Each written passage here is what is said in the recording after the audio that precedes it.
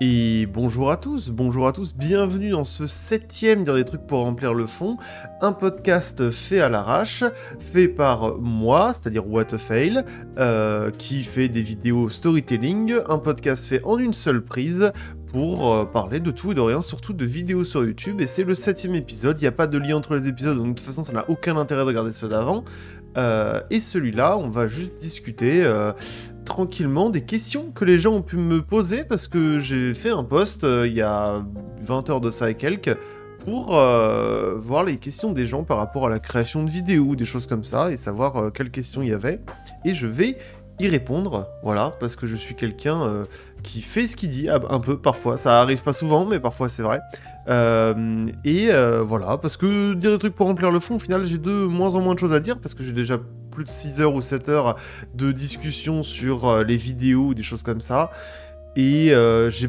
dirais pas que j'ai fait le tour, je dirais juste que j'ai pas vraiment de choses à dire. C'est-à-dire, il y a des moments où je me dis, ah putain, j'aimerais vraiment parler de ça, du coup je note, et c'est tout. Mais là, j'avais vraiment pas grand-chose à dire en tant que tel. La dernière vidéo, par exemple, elle a été pas très compliquée à faire, il n'y a pas grand-chose à en dire. C'était un des rares sujets, c'était GeoGuessr, la dernière vidéo en question. C'était un sujet auquel je me suis dit que c'était cool d'en parler, mais je n'avais aucune idée de quoi j'allais parler dans cette vidéo, et au final, j'ai réussi à en discuter pendant 20 minutes, alors qu'au début, je savais pas grand-chose, je savais pas qu'est-ce que je voulais en dire en fait. Ça fait partie des vidéos où j'ai un sujet, je creuse pour savoir s'il y a quelque chose d'intéressant et je le fais. Là, j'avais vraiment pas vraiment le choix parce que j'avais dit au sponsor que je vais faire cette vidéo-là. C'était déjà un peu tard pour changer, donc du coup, j'ai préféré continuer avec cette idée de vidéo sur GeoGuessr. Au final, ça a tiré des choses pas trop mal. Mais bon, c'est des sujets, c'est rare que ça arrive et c'est tout. Il n'y a pas vraiment grand chose, ça n'a pas beaucoup fonctionné au début, la vidéo a fonctionné bien au premier jour, n'a plus fonctionné après, j'ai changé un peu la miniature et le titre et là elle recommence à fonctionner, donc elle est remontée, mais ce sera dans les questions, il y en a pas mal, donc il y en a pas mal en fait, il y en a certains qui ont posé une question, d'autres qui en ont posé plusieurs et je vais répondre quand même à toutes les questions quoi qu'il en soit. Je sais pas si ce sera en un épisode ou en deux, dépendant, je vais essayer d'éviter que ça dure plus de 2 heures quand même. 1h30 serait bien déjà, peut-être que ça durera moins longtemps, mais je sais pas, on verra. Mais c'est à peu près tout hein, sur la dernière vidéo. En tant que telle, la prochaine sortira fin janvier. Ce sera la vidéo qui demandera le plus de travail, pas forcément de moi, mais qui demandera le plus de travail tout court, parce qu'il y a plein de choses et je pense que ce sera une vidéo très cool où en tout cas j'essaie de changer un peu les choses et comment les choses sont faites. C'est pas forcément tous les jours évident, mais voilà. Voilà, c'est à peu près tout. Sinon non, j'ai fait l'obtention d'une magnifique paire de lunettes Horus. C'est pas sponsor, hein, j'ai pas de sponsor avec eux.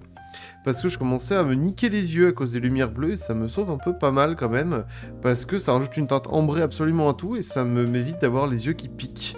Les yeux qui font mal ou des choses comme ça qui étaient pas très ouf. Et maintenant ça s'est beaucoup enlevé grâce à ça. Juste la fatigue oculaire d'être sur les écrans au bout d'un moment, ça impacte parce que ça fait des années que je ne fais que ça. Voilà, parce que j'ai mes études avant d'informatique qui ont fait que j'ai passé mon temps sur les écrans, et la suite sur YouTube n'est pas tellement mieux, voire même pire, parce que les écrans sont plus grands et plus lumineux en général. Donc bon, voilà. Mais bref, sur ceci, je vais commencer à répondre, à lister toutes les questions. J'ai essayé d'enlever celles qui se répètent, peut-être qu'il y en a qui se répètent, peut-être qu'il y en aura, je vais répondre de deux, peut-être que je vais répondre longtemps à certaines. On verra, c'est le principe d'un podcast à l'arrache. Bref, c'est parti. Et je vais d'ailleurs aller en ordre chronologique. Donc en gros par rapport aux premières questions, déjà une magnifique question donnée à la base, un TC Lib. Je ne répondrai pas, désolé, j'ai une vie privée, non en vrai la question après, c'est comment tu choisis tes sujets. C'est un déclic où tu les prépares à l'avance, donc pour choisir les sujets en question, ça dépend. En réalité, il y a des vagues où parfois j'ai pas d'idée. Là par exemple j'ai des idées jusqu'à février, mais après je sais pas. Après, je n'ai aucune idée, et en août, je savais pas ce que je voulais faire en septembre, en octobre, en décembre. Novembre-décembre, et j'ai réussi à trouver. Au final, déjà, je note toutes les idées que je pense, et je me dis, oh tiens, c'est vrai que ce truc-là serait cool d'en parler, du coup, je le fais. Je vais pas dire les idées que j'ai notées, pour des raisons évidentes, parce que probablement la seule réelle concurrence entre les gens du storytelling, c'est leurs idées. C'est-à-dire que moi, je vais pas donner mes idées, parce que ça vaut littéralement des milliers d'euros. C'est littéralement ce qui me fait vivre, donc donner ses idées. Je peux donner des tips de montage, je peux donner comment écrire une vidéo, je peux dire comment faire une miniature, je peux dire comment faire de la voix, je peux dire comment la monter, monter, je peux dire comment faire des bonnes musiques, je peux dire tout ça, mais je ne peux pas dire mes idées. Parce que mes idées, c'est la seule chose qui fait que j'existe. Donc bon, ce serait dommage de les donner aux gens. Bref, quoi qu'il en soit, comment choisir les sujets? En général, c'est souvent... Enfin, il y a trois choses. Soit c'est moi qui ai une pensée sur quelque chose, je dis ah c'est cool, ça j'aimerais bien. Tu tentes un jeu ou t'as une pensée sur un truc et tu vois pas cette pensée reflétée dans le monde. Et tu te dis ah ce serait dommage de pas en parler. Ou t'as une réflexion intéressante, ou t'as lu un livre qui peut être intéressant, ou alors lu je sais pas quelque chose qui fait que. Et donc il y a des sujets qui viennent souvent uniquement de moi. GeoGuessr en question, un sujet qui vient uniquement de moi. Wikipédia aussi, c'est un sujet qui vient uniquement de moi. L'algorithme de la racine carrée inverse rapide, par exemple, c'est un sujet qui est plus un sujet dont on m'a parlé, un sujet dont j'ai entendu parler justement, et voilà, c'est la deuxième façon de trouver des sujets, c'est entendre parler de choses. Par exemple, Wikipédia en question, j'ai cherché par eux-mêmes, mais la réalité c'est que j'ai vu un jour arriver sur mon fil Twitter le compte Depths of Wikipedia, qui montre juste les profondeurs de Wikipédia, mais pas vraiment quelque chose de plus intéressant que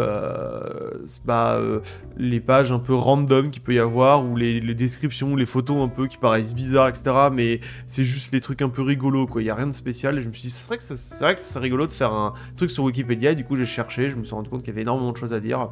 Et donc, du coup, je les ai dit tout simplement, hein. Voilà, c'est un peu comme ça. Il y a d'autres vidéos. Est-ce qu'il y a d'autres réelles vidéos? Il y a The Longing qui a été proposé par un commentaire. C'est la seule vidéo qui a été faite par quelqu'un qui a commenté. Parce qu'en général, c'est difficile d'avoir une idée de sujet qui n'a pas déjà été faite par un viewer. Ou alors qui est bonne. Parce qu'il y en a beaucoup qui sont pas très bonnes au final ou qui sont pas assez bonnes. En général, on prend vraiment un sujet dont on est sûr que c'est bon. Genre, au bout d'un moment, il y a la vision de savoir quel sujet est bon.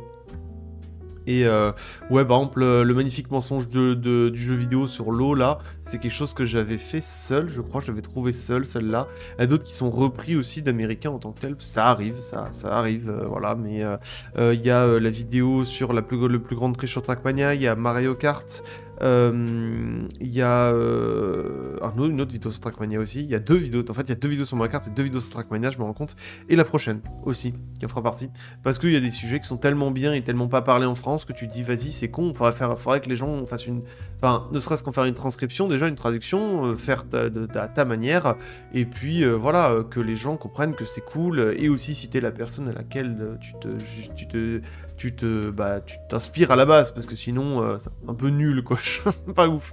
Donc ça dépend. Donc voilà, et ça peut être ça peut être un déclic dans le sens vas-y je fais ça.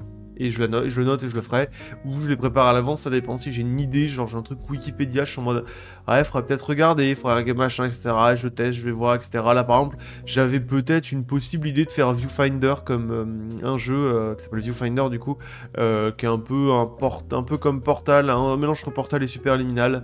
Et en fait, le jeu est pas assez intéressant, donc je fais bon rip, c'est pas grave, peut-être ce sera un bon exemple pour une vidéo, mais c'est tout, ça ira pas plus loin que ça.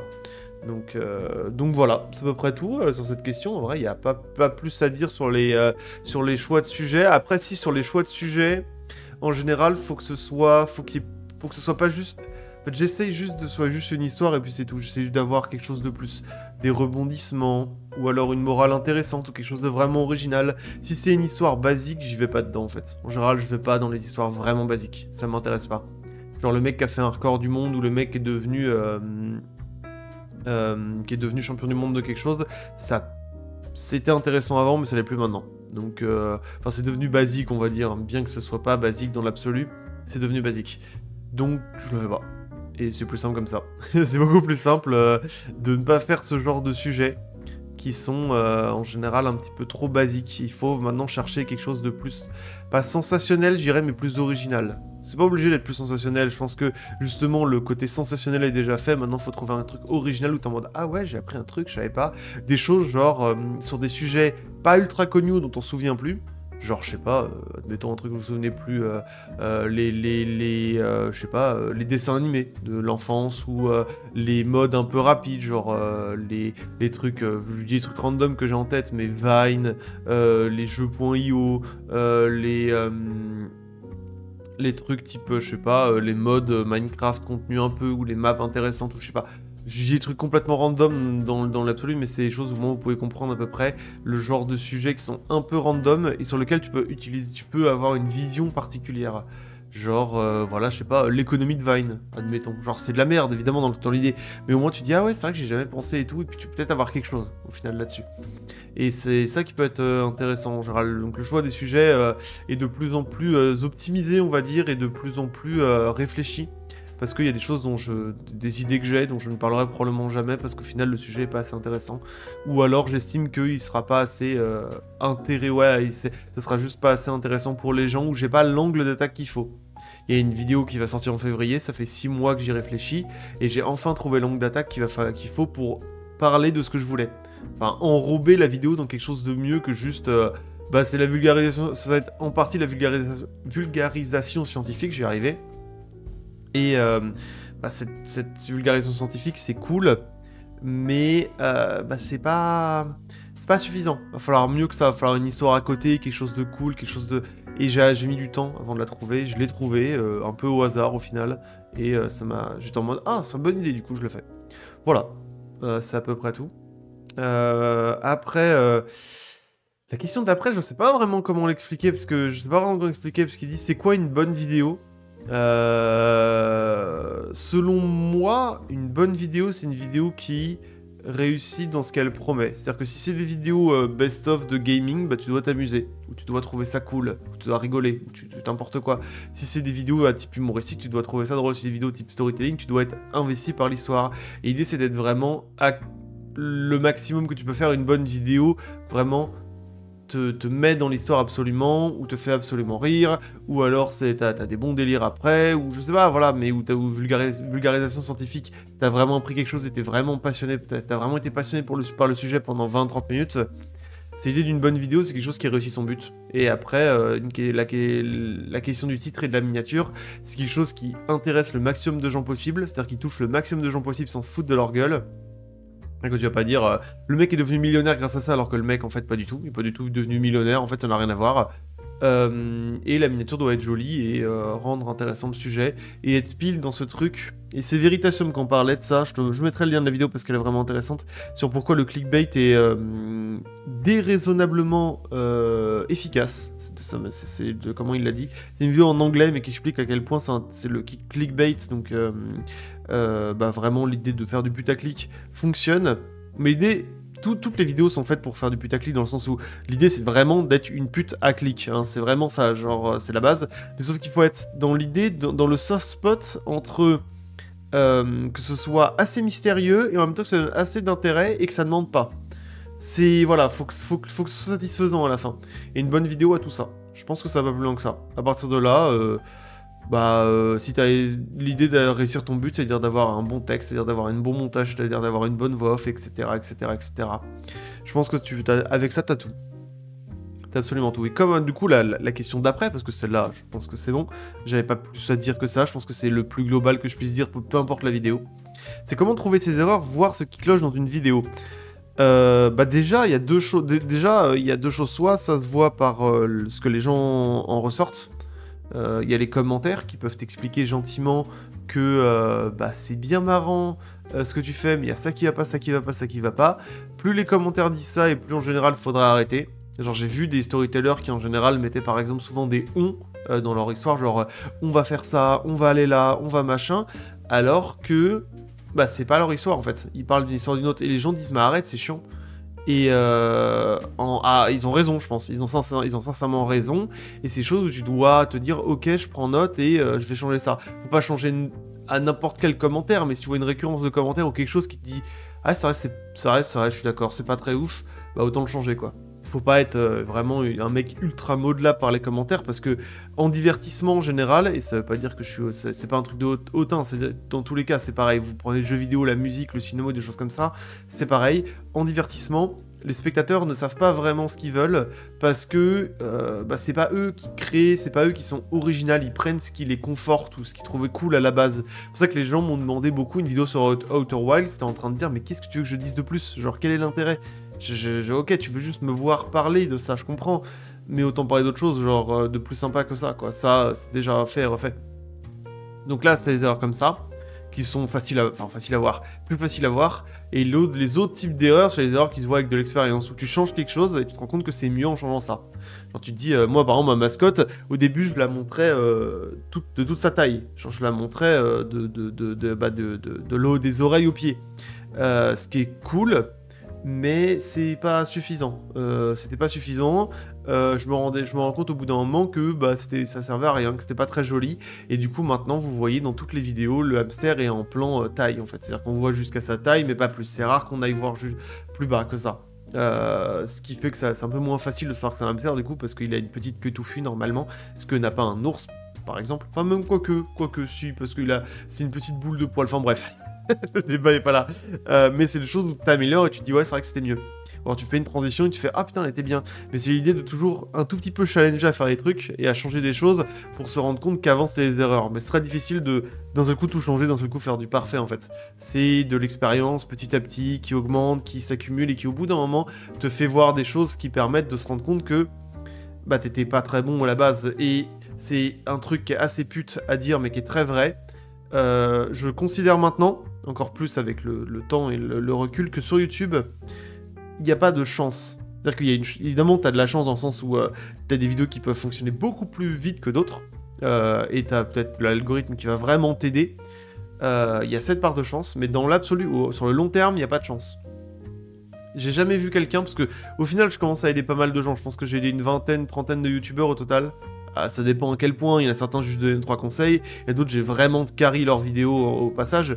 Il n'y a pas une seule personne auquel j'ai vu la vidéo, je me suis dit bah mec je comprends pas pourquoi elle fonctionne pas. Elle est bien, le titre est bien, la miniature est bien, ce que tu racontes est trop cool, je comprends pas pourquoi ça marche pas. Ça n'existe pas. C'est-à-dire que si vous foirez, c'est parce que vous n'êtes pas assez bon. C'est en majorité ça. Ça veut pas dire que c'est le cas absolument tout le temps, mais c'est souvent vrai. Et c'est souvent vrai, ça peut dépendre de certaines choses. Soit c'est parce que votre spécialisation dans votre chaîne attire pas assez de gens. Genre si vous faites du mobilier, bah peut-être que vous allez peut-être pas intéresser assez de gens. Et dans ce cas-là, peut-être qu'il faut augmenter la taille de gens que ça peut intéresser. Parce que je pense que tous les sujets sont intéressants du moment que vous savez intéresser n'importe qui avec. C'est-à-dire que vous pouvez parler de trucs, de fusées très très spécifiques, ou de, je sais pas, de trains, ou alors de mobilier, ne serait-ce que ça, et rendre ça ultra intéressant pour tout le monde. Mais ça dépend de votre angle d'attaque, de votre manière de raconter la chose, de votre manière de vulgariser la chose, ou des choses comme ça. Et donc, je considère au final qu'il n'y a pas vraiment de gens qui foirent parce que pas de chance. Vous foirez parce que il y a un truc qui va pas. Et c'est mon cas aussi, hein. Je dis ça, je dis pas ça en mode j'ai spawn, j'ai fait 100 000 vues et c'est bon, depuis je réussis, et voilà. Il y a 4 ans pendant lequel j'ai pas fonctionné. Hein, de 2018 à 2022, mais 2022 je fonctionnais pas. Donc je sais très bien ce que c'est. Hein. J'avais 100 vues j'avais 100 à 1000 vues par mois et 10 abonnés par mois. Je sais ce que c'est de pas fonctionner. Je l'ai vécu, et même dans les toutes premières vidéos, je le dis un peu. Les toutes premières vidéos de cette chaîne. Je dis un peu. Ouais, mais maintenant que je vois, je comprends. Je comprends largement pourquoi ça fonctionnait pas. Parce que dans ma tête, je suis en mode, non, mais what the fuck, j'ai pas de chance. Non, c'est juste que c'était pas assez bien. Et c'est normal, et j'ai pris de l'expérience et j'ai réussi. Donc en tant que tel, trouver ses erreurs, c'est juste essayer, jusqu'au bout d'un moment où tu te rends compte que t'étais pas très bon à la base. Et que tu t'es beaucoup amélioré, et ça passe par pas tout le temps faire la même chose. Changer certaines choses, essayer de faire une meilleure musique, meilleure voix off, blabla, meilleur texte. Et puis au bout d'un moment aussi, il y a ça snowball. Au bout d'un moment, l'expérience fait que tu fais les choses plus rapidement, mieux, etc. Blabla, tout ça. Donc il n'y a pas que je remets tout le temps en question. Juste faire, parfois, est suffisant. Donc, genre comme apprendre, je sais pas, n'importe quoi, un truc un peu à mémoire musculaire, comme un jeu de rythme. Au bout d'un moment, tu deviens fort. C'est pas parce que t'as changé les trucs de fou. Parfois, ça arrive, mais la grande majorité du temps, c'est parce que tu réessayes jusqu'à ce que ça fonctionne. Donc voilà, pour trouver des erreurs sur des vidéos, il y a 2 manières de faire, et je pense que c'est les 2 en question. La deuxième étant extrêmement difficile à voir, parce que c'est toi qui es nul et qui ne voit pas que t'es nul, ou même quand t'es... peu importe, même t'es nul ou pas, parce qu'en réalité, moi je vois pas ce que je pourrais faire de mieux, alors que dans un an, je dirais putain, waouh, ce que j'avais fait à ce moment-là, c'était moins ouf, quoi.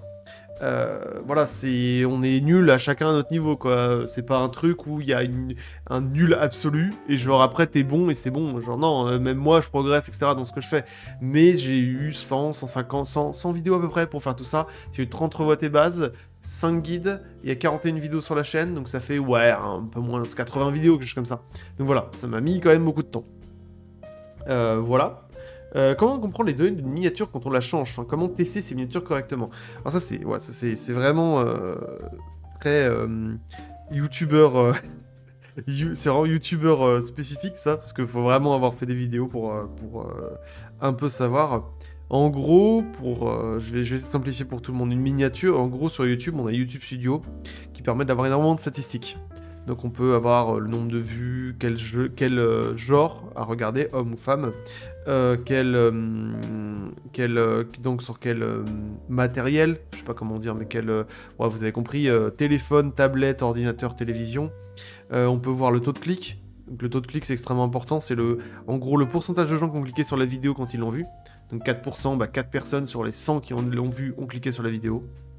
Et les impressions, par exemple, qui sont le nombre de fois où la vidéo est apparue sur l'écran de quelqu'un. Est apparu, ça veut pas dire qu'il a cliqué, c'est-à-dire qu'il a apparu.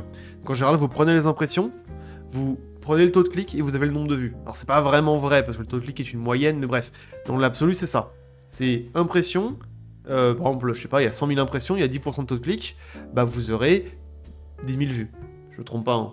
Je me trompe pas. Non, je me trompe pas, c'est 10 000 ça. 100 000 impressions, 10% de taux de clic, 10 000 vues. Voilà, c'est la base, c'est ça. Et en fait, ce qui est intéressant, c'est les miniatures influent énormément sur le taux de clic. Donc, évidemment, les impressions font que vous avez un taux de clic qui font que vous avez des vues, et si le taux de clic change, vous avez moins de vues. Enfin, diminue, vous avez moins de vues. S'il augmente, vous avez plus de vues. Et YouTube, évidemment, est très impacté par ça, parce que si le taux de clic est nul, il va être en mode, si les gens cliquent pas sur la vidéo, je vais pas la montrer, en fait. Parce que c'est nul, quoi, genre... Donc... Quand on a un relativement grand youtubeur, c'est quand la vidéo est sortie, on fait beaucoup de vues. En fait, on a aussi la stat de vues à la minute. On voit le nombre de vues qu'à la minute. Et en général, quand une vidéo sort, vraiment dans les premières heures, je fais à peu près 100 vues à la...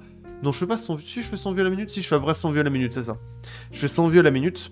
Et donc, tu peux vite voir, quand tu changes la miniature, l'impact est instantané quasiment. Parce que la miniature change pour tout le monde. Ça prend peut-être 5-10 minutes, mais souvent c'est presque instantané en tout cas.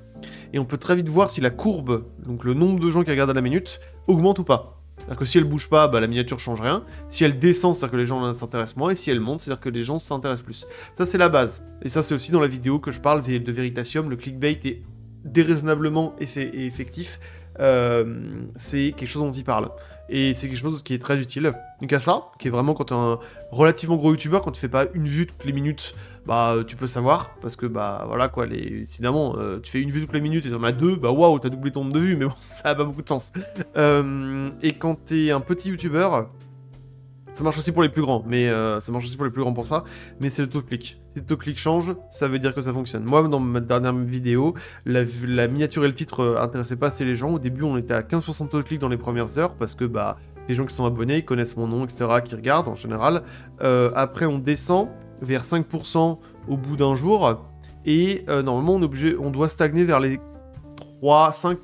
Entre les 5 et les 3%, à peu près, dans la suite. Ça peut descendre un peu en dessous, c'est des cas particuliers, mais bref, on va éviter ça. L'idée étant que si le taux de clic descend trop, c'est embêtant, parce que la miniature et le titre fonctionnent pas. Et moi en fait, ce que ça fait 15%, 5%, et c'est arrivé très vite à 2,8%. Donc c'est bas, c'est vraiment bas. En quelques jours, on va voir ça, c'est vraiment bas. Et j'ai décidé de changer le titre à la miniature, donc en fait la miniature je l'ai pas changée. La miniature j'ai fait quelques tests mais je me suis rendu compte que ça marchait pas. En fait j'ai sursaturé la miniature pour qu'elle les couleurs pètent plus, ce qui fait que la miniature si vous la regardez en grand est immonde, genre elle est dégueulasse, mais en termes de miniature elle fonctionne bien, en petit ça fonctionne bien. La miniature en général est immonde de toute façon, mais bref. Et j'ai changé le titre, donc je suis passé de comment mémoriser la Terre entière à trouver n'importe quel endroit en 0,1 seconde. Et j'ai changé un peu la miniature, et le taux de clic est passé de 2,8% à 5%. Donc c'est immense. Vraiment, ça paraît pas, hein, mais c'est immense comme changement. C'est-à-dire que j'ai littéralement doublé le nombre de gens qui regardent. C'est beaucoup, beaucoup, beaucoup, hein. C'est vraiment beaucoup. Donc voilà, j'ai réussi à remonter ça. Et la vidéo depuis remonte petit à petit. C'est-à-dire elle fait pas d'un seul coup 10, elle fait pas d'un seul coup des milliers, enfin si elle fait des milliers de vues par jour, mais elle fait pas des milliers, des dizaines de milliers de vues par jour, elle n'a pas d'un seul coup passé à top tendance France et tout, mais elle monte petit à petit, c'est-à-dire qu'elle va monter plus vite que les autres vidéos autour. Que mes autres vidéos au même moment. C'est-à-dire que les vidéos à ce moment-là, quand elles sont sorties, il y a les 7 premiers jours, bah elle montait pas aussi vite après. Et moi, cette vidéo monte plus vite. Donc du coup, elle commence à rattraper son retard, on va dire. Parce que là, elle est sur les 10 dernières sorties, elle est 6ème. Elle va passer 5ème. Et elle va... Non, elle était 6ème, elle est passée 5ème. Et là, elle va bientôt passer 4ème. D'ici, je dirais, en théorie, le 27 décembre. Mais on est en vacances, c'est Noël, c'est un peu particulier. Donc les gens regardent parfois. Et d'autres jours, c'est complètement vide. Genre le 24 au soir, laissez tomber les vues. Elles n'existent plus. Genre, vous n'existez plus. YouTube n'existe plus. Mais voilà, vous avez compris l'idée, quoi. C'est à peu près ça. Et les données des miniatures, c'est par rapport au taux de clic. C'est vraiment la référence pour les grands youtubeurs comme les petits. Les grands youtubeurs, c'est quand la vidéo est sortie, qu'ils changent la miniature et le titre directement, bah tu peux le voir très vite grâce au nombre de vues par minute. Quand t'es grand et petit, genre quand je suis dire petit, c'est dans le sens tu fais pas beaucoup, tu fais vraiment quelques vues par minute à peine, là c'est le taux de clic qui change tout. Si le taux de clic, et c'est vraiment important dans un petit youtubeur parce que c'est vraiment si vous arrivez à draguer suffisamment les gens, c'est la simple idée de si vous avez une pâtisserie, si vous avez une boulangerie, vous pouvez faire le meilleur pain du monde si votre devanture est dégueulasse, ça marchera pas. Donc faites une belle devanture et les gens viendront. Peut-être pas énormément au début, mais petit à petit, les gens vont faire du bouche à oreille et ça va fonctionner. C'est littéralement la même chose qu'une boulangerie. Hein. YouTube, c'est une boulangerie. Faut voir ça comme ça. Vraiment, il y a beaucoup de liens qui vont avec. C'est comme tout petit commerce au final, qui a de la concurrence. Et qui a de la concurrence pas loin en plus. Mais voilà. Vous avez l'idée, maintenant on va continuer. Parce que je pense que celle-là, j'ai répondu. Comment améliorer sa voix ? Je considère qu'améliorer sa voix, ça fait partie des choses où... déjà, ça dépend de la qualité du micro. Ça c'est purement financier, donc on va partir purement financier, qualité du micro. Je considère que le meilleur micro que vous pouvez avoir si vous n'avez pas beaucoup de budget, c'est le Beur du M1. C'est 50 balles, 40-50 balles, et c'est large, sans problème. Voilà, c'est très bien. Franchement, il y a Maxella par exemple qui l'utilise, j'ai déjà donné cet exemple. Maxella qui a eu 600 000 abonnés, quelque chose comme ça, qui fait plus de vidéos depuis un peu de temps, mais qui utilise un Beur du M1. Et ça marche très bien, genre il n'y a pas de souci. Et il y en a encore qui utilisent des Beur du M1, ça coûte 40-50 balles, c'est largement dans votre capacité en théorie, genre c'est probablement la seule chose que vous allez dépenser au début, avec des logiciels de montage que vous avez probablement craqué comme tout le monde, parce que au début tu fais ça, hein. C'est la seule chose que vous allez dépenser, avec un PC relativement suffisant pour pouvoir monter, même si maintenant tous les PC sont suffisants pour pouvoir monter des vidéos en général maintenant. Quasiment, on va dire que... Oui, évidemment, vous avez des PC... Évidemment, il y a toujours un mec qui va dire qu'il a un PC de merde, mais vous avez compris l'idée. En général, si vous arrivez à petit grind le PC, vous pouvez réussir à avoir un PC qui fonctionne suffisamment. Mes premières vidéos, je les ai montées avec une 650 et une i5. Ce qui est quand même... c'est pas la fête, hein. J'avais 12 Go de RAM, une Nvidia 650, et une i5 5ème génération, 6ème, 7ème, je sais plus, 7ème je pense. Même pas, je pense pas que c'était 7ème. Non, c'était une i5 3ème, je sais pas. Bref, on s'en fout. Vous avez compris l'idée. Donc, la qualité du micro, moi j'ai un SM7B avec un Behringer, c'est quoi? C'est la carte son, c'est un Behringer UM202 HD, UMC 202 HD, mais bon, bref, c'est pour vous donner au moins la rêve de ce que moi j'utilise là maintenant. Depuis la vidéo Super Mario Galaxy, j'ai changé de micro, donc ça fait longtemps.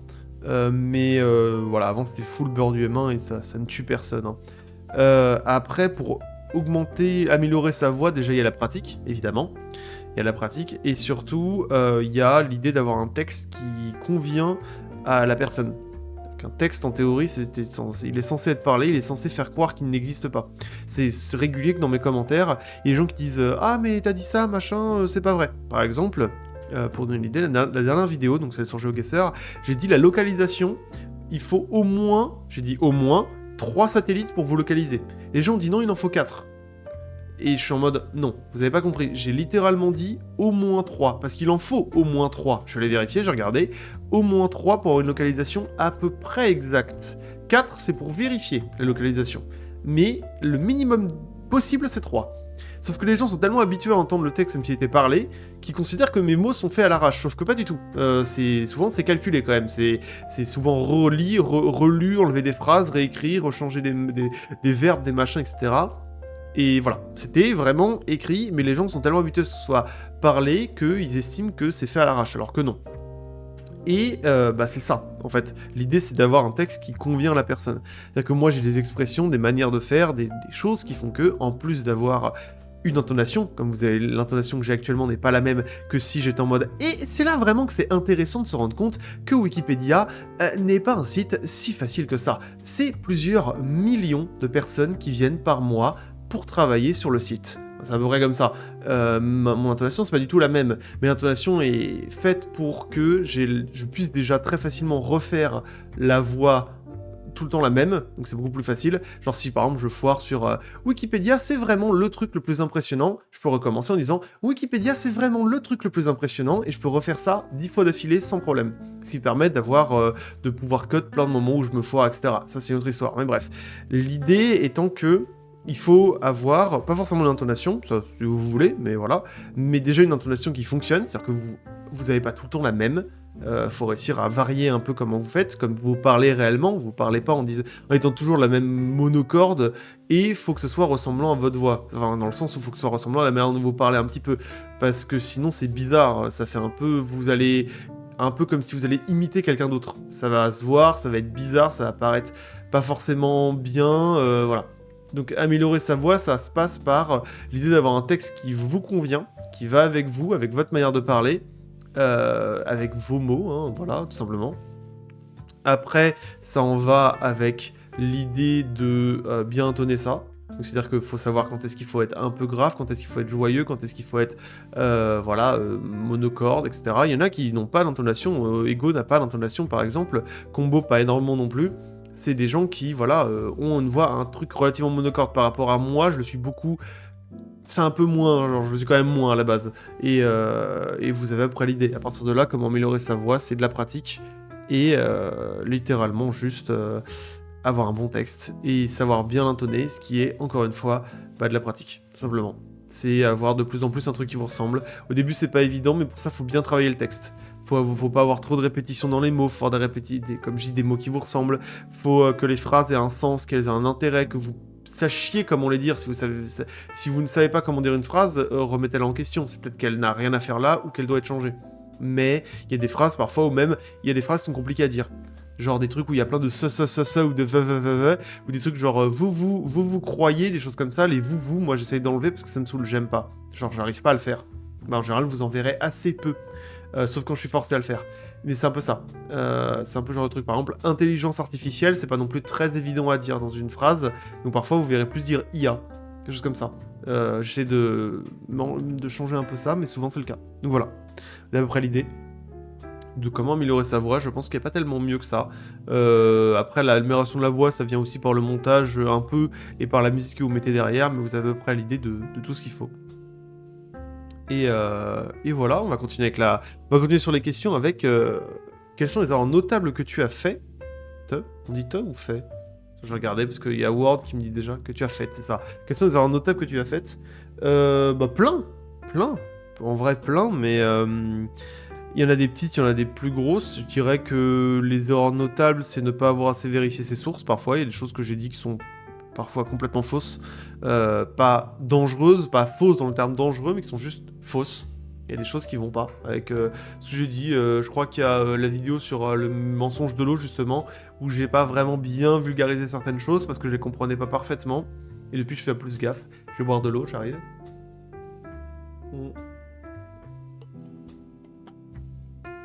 Après, ça peut être aussi avoir fait une vidéo sans avoir l'idée du titre ou de la miniature, la vidéo sur Portal en question, qui était une erreur, parce que je me suis trouvé dans une situation où j'avais pas ce qu'il fallait pour faire une vidéo qui attire les gens, donc au final elle a pas... C'est la vidéo qui a moins bien marché, enfin, c'est la seule vidéo de la chaîne sur l'année qui a fait moins de 300 000 vues. Ce qui est, beaucoup, hein, on est d'accord, mais ça montre à quel point elle a moins bien marché. Ça a moins bien marché. Après, les erreurs notables que j'ai fait, c'est dans le passé très lointain, c'est avoir fait une vidéo de 30 minutes alors que je savais pas faire des vidéos longues. Ça a pu être trop essayer de recopier ce qui marchait sur certaines personnes. J'étais un peu influencé parfois un tout petit peu par The Great Review Ego sur certaines choses, et ça c'est un peu spot, et j'étais pas très content par rapport à ça. C'était vraiment plus au début ça. Quand tu regardes les autres gens vont réussir, tu regardes, tu dis ah pourquoi machin, etc. Donc voilà, les erreurs notables après, ça peut être la vidéo sur l'IA, sur l'IA la plus forte aux jeux vidéo. J'ai pas aimé ma conclusion que j'ai faite, j'ai fait trop rapidement cette vidéo et j'aurais pu mieux faire. J'aurais pu juste mieux faire, je m'en suis un peu trop battu les couilles et voilà, mais ça fait plus d'1 an. Donc depuis, c'est plus le cas. Ouais, c'est les erreurs vraiment notables. Après, il y a des choses qu'on pourrait considérer comme des erreurs, comme par exemple donner son avis sur une vidéo, genre le plus grand scandale de triche de Trackmania, où j'avais donné mon avis sur le fait que je considérais que Virtual trichait, qui est juste un avis, et les gens n'étaient pas forcément d'accord, j'en ai pris un peu cher dans la gueule pour ça, mais voilà, vous avez à peu près l'idée, ça j'ai considéré que non, c'était mon avis, et j'en fais ce que je veux, donc voilà. Après, non, voilà, c'est des erreurs encore là. Jusqu'à maintenant, les erreurs que j'essaie de corriger, c'est arrêter de faire des vidéos en 2 jours. Parce qu'en fait, je fais le montage souvent très rapidement, en 3-4 jours, et c'est pas ouf. C'est pas ouf parce que je dois parfois annuler des choses avec des potes, parfois je dois tryhard comme un fou, c'est stressant, ça a aucun intérêt, aucun intérêt. Donc voilà, c'est les erreurs que je vais améliorer sur la suite. Mais c'est en train de se faire pour la prochaine vidéo que je suis encore en train d'écrire alors qu'elle sort dans plus d'1 mois. Dans 1 mois et quelques jours. Donc voilà. Je pense que c'est tout. C'est des erreurs notables. Question suivante. À quand du merch? Réponse rapide. Un jour. Il y en aura forcément une pour une peluche. C'est certain. Peut-être pour des t-shirts, mais dans le sens où des t-shirts que j'aimerais juste bien porter moi. C'est-à-dire que la peluche comme des t-shirts, c'est des trucs où j'aimerais juste que ça existe pour moi. Après, je vais les vendre au passage, genre tenez, ça existe. Mais au final, j'ai essayé de. C'est pas comme volonté de gagner de l'argent, c'est juste pour partager. Genre, j'aimerais beaucoup que j'aime beaucoup les peluches et j'aimerais beaucoup que le hamster soit une peluche. Une peluche un peu comme T-Burst sur le merch de Riot Games. Ce serait cool. J'aimerais beaucoup une peluche comme ça et j'en serais très content. Et voilà. Voilà, question. J'adore les questions rapides à répondre. Comment se porte le storytelling maintenant?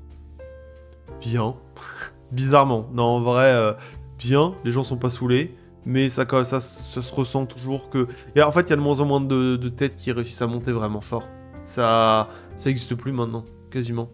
Par exemple, genre, il y a personne qui, entre guillemets, menace ma place de 3ème, 4ème là-dedans, dans le storytelling juste gaming. Parce que si je considère Secret Review, Ego, Combo, et il y a moi, qui a 200 et quelques mille, plus de 200 000 abonnés. Et la seule personne que je connaisse qui est pas si loin, ça doit être Polyheart, Sgoat, Tero, Grand Max. Je connais pas vraiment d'autres gens. Peut-être qu'il y en a un que je me trompe, que j'oublie, mais c'est tout. Il y a pas vraiment de gens qui sont en train de monter comme une flèche et de faire waouh, ce mec réussit vraiment fort. Non. En storytelling, gaming, il y a de moins en moins de gens. Donc il se porte bien, mais il tend vers de moins en moins évoluer fort avec quelqu'un qui fait vraiment un climb de fou. C'est-à-dire que là, on a commencé vraiment à...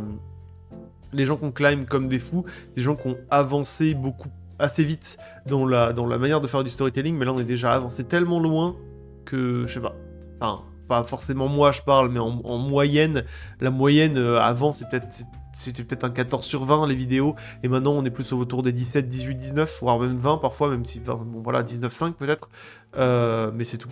Il y a pas... Donc c'est beaucoup plus compliqué pour quelqu'un qui vient de commencer d'aller, voilà, c'est comme dans les jeux, comme dans les speedruns, hein, il y a des gens qui vont faire des breakthroughs de fou, et puis au bout d'un moment, le record du monde va être tellement optimisé que ça va être compliqué pour quelqu'un d'arriver vraiment de faire la diff. Donc à part un breakthrough, on va dire, assez impressionnant, je vois pas. Donc ça se porte, moi ça va, hein, mais pour les chaînes plus petites, ça peut être un peu plus difficile. Hein. C'est là où les portes commencent à se fermer, mais ça j'avais déjà dit il y a plus d'1 an et demi que c'était le cas. Et je dis pas que les vidéos vous pouvez pas plus faire de vidéos storytelling, loin de là, mais c'est juste que ça va être plus compliqué de monter. Vous allez pas gagner 300 000 abonnés en 2 mois. Ça paraît compliqué. Peut-être, mais c'est compliqué. En tout cas, peu de gens peuvent le faire. Encore moins qu'avant. Mais voilà. Comment accepter l'échec ? Accepter que ça existe, c'est déjà pas mal. Après, je saurais pas trop dire parce qu'en réalité, on va dire que phrase de chiga enculé.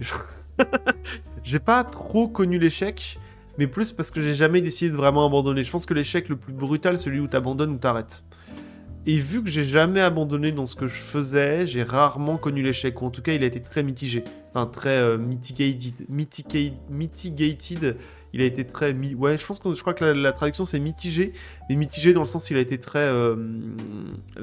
il est moins opaque. Genre, l'échec est un peu moins visible, etc.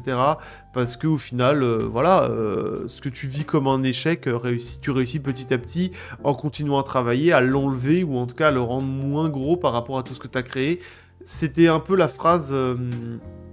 les choses vraiment dures de la vie sont comme les brûlures sur un arbre, ou les choses ou les points morts sur un arbre. Ça peut devenir noir, ça peut devenir même de plus en plus noir avec le temps, mais plus tu grandis, plus l'arbre grandit, et moins ce point est grand. Je ne saurais pas exactement comment bien le phraser là dans l'instantané, mais je pense que vous avez l'idée. L'idée, c'est que l'erreur ne part jamais, et que ça peut même être de plus en plus... Ça peut être un peu dur à porter, mais si on continue de grandir, l'erreur devient de moins en moins grande, et au final, c'est pas si grave. C'est un peu ça, l'idée. Donc, accepter l'échec, c'est juste... En fait, l'idée, c'est de ne pas se décourager et de ne pas abandonner. Ça arrive, et c'est pas gravissime. J'en ai eu beaucoup, au final, mais je les ai... Si j'avais arrêté les vidéos il y a 3 ans, ça aurait été un échec. 4 ans. C'était un échec. Genre, j'ai fait 1000 abonnés, j'ai pas réussi, j'arrête. Donc j'ai pas arrêté, et du coup, maintenant, tu peux pas considérer que c'est un échec. Tu peux juste dire que c'est un passage. Mais c'est pas un échec. Et c'est un peu ça. Dans mes études, en question, dont je parlerai plus tard, parce qu'il y a une question par rapport à ça, j'ai foiré la majeure, donc en gros la spécialisation que je voulais. Mais au final, ça m'a permis de faire des vidéos sur YouTube, et de faire ça, actuellement, alors que l'autre majeure que je voulais, j'aurais trop taffé, j'aurais peut-être pas réussi. Donc au final, c'est plus une erreur, c'est quelque chose de bien. Et c'est un peu ça, un échec, c'est en soi quelque chose qu'il faut pas être découragé et abandonner, et c'est aussi considéré comme une erreur à apprendre. Si tu fais 2 fois le même échec, là, il y a un problème. Mais sinon, voilà, mais c'est difficile. Au début, c'est difficile à accepter, personne n'est en train de kiffer parce qu'il a foiré, hein. C'est juste une vision, faut accepter parfois. Ça arrive, c'est pas grave, genre, ça tue personne. En tout cas, pas sur ce genre de choses. L'accepter, ça vient surtout par l'idée de continuer à avancer et de dire ouais, c'est bon, ok, j'ai compris, j'ai raté, j'ai les leçons, maintenant on avance. Et de pas rester focus sur cet échec parce que sinon bah tu grandis pas et la tache noire reste gigantesque par rapport à ce que tu aurais pu la faire devenir si tu avais grandi. Donc voilà. Pour la question pourquoi YouTube, bah parce qu'il n'y a pas Dailymotion. Enfin, parce que c'est l'endroit pour partager les vidéos, hein, ça aurait pu et d'autre part, mais partager les vidéos et avoir quelque chose de fun et de mémorable, c'est ce que j'ai toujours aimé. J'aime beaucoup revoir les vidéos, là je suis dans un passage où je revois tous les JDG, et j'aime beaucoup, genre du grenier. Et pour ceux qui savent pas, mais je pense que vous savez, et j'aime bien, je suis très content, et voilà, et c'est les vidéos que j'aimerais bien revoir, et je fais des vidéos que je pense revisibles et re-regardables, et c'est l'idée. Et que à chaque fois, j'aimerais bien être comme certaines chaînes que je regarde actuellement, où je suis en mode « Oh, une nouvelle vidéo !» et je saute dessus. En question, les 2 chaînes auxquelles c'est en question, c'est Not Serious et le Best of Alderiet. Voilà, c'est tout. C'est les 2 chaînes auxquelles, pour l'instant, je suis en mode « Oh, une nouvelle vidéo !» je clique instantanément. Voir, t'arrêtes tout ce que tu fais et tu regardes. Et voilà, il y a aussi un peu Hard Corner parfois, et voilà, c'est à peu près tout. Il y a Vsauce aussi, Vsauce aussi, truc de fou. Mais il sort beaucoup plus de shorts maintenant qu'autre chose. Mais bref. Et c'est quoi la suite maintenant pour toi? Bah des vidéos toujours, hein. On va continuer à avancer, on a déjà des idées pour la suite. Donc rien de très extravagant, mais la suite c'est juste des vidéos. Et ça sera bien, et progresser là-dedans. Il n'y a pas vraiment plus à dire. Développer peut-être... l'idée purement administrative, c'est passer en entreprise pour avoir des frais d'entreprise, parce que ça commence à faire cher, l'URSSAF, là ça commence à... C'est chiant, genre pour vous donner une idée, là j'ai 2375 € à payer à l'URSSAF pour le mois de décembre. Non, pardon, le mois d'octobre, excusez-moi. Non, au novembre, ça sera encore 3000 €, et décembre, ce sera 5000 à peu près. Donc voilà, parce que ça augmente, parce qu'il y a un truc de TVA au bout d'un moment que tu dois payer, donc tu payes plus 25%, mais 45% d'impôts. Bref, quoi qu'il en soit, ça commence à coûter vraiment cher, et j'ai pas de frais d'entreprise qui permettraient de tous les frais que j'utilise pour la vidéo, donc les miniatures, pour les hamsters ou les choses comme ça, je pourrais les déduire de mes impôts, mais ça je ne peux pas. Donc pour l'instant, j'ai double peine. Je paye pour les choses que je veux, et en plus, je paye des impôts sur ça. Donc c'est un peu chiant. Mais d'un point de vue purement administratif, c'est ça. Mais c'est tout. Sinon, il n'y a rien qui changera pour vous. Mais pour moi, ça changera beaucoup de choses dans mon approche avec la dépense et les investissements dans les vidéos. Parce que là, pour l'instant, c'est double peine. Et c'est pour ça que je suis un peu Ah, ça me fait chier de mettre d'investir dans les vidéos parce que je paye quand même 20% d'impôts, même sur les choses, enfin 25% d'impôts, voire même 40 parfois, même sur les choses que j'ai payées aux miniaturistes. Si je paye 1000 euros à un miniaturiste, je déconne, évidemment que je paye pas 1000 euros, mais vous avez l'idée, bah, je vais quand même devoir donner 250 euros à l'URSSAF, alors que cet argent je l'ai plus et que je l'ai donné à quelqu'un. Et pour mon travail, on va dire. Donc c'est un peu bizarre l'ambiance, mais voilà, c'est à peu près tout. Donc, ça c'était les questions d'une seule personne. Je crois que c'était Opa. Hein, je sais que c'est Opa. Mais voilà, mais c'était toutes les questions jusqu'à c'est quoi une bonne vidéo jusqu'à maintenant, c'était ça, je crois. Non, c'était comment améliorer sa voix. Ça commençait à là. Donc voilà. Du coup, je vais continuer. Je vais avancer sur une autre personne qui m'a dit t'as fait une CPGE. Si oui, quelle filière? Une CPGE, donc c'est une classe préparatoire aux grandes écoles. Et non. Je n'ai pas fait de prépa de CPGE, du coup. J'ai fait, pour vous donner l'idée de ce que j'ai fait, j'ai eu un bac S, parce que c'était l'une des dernières années où ça existait encore.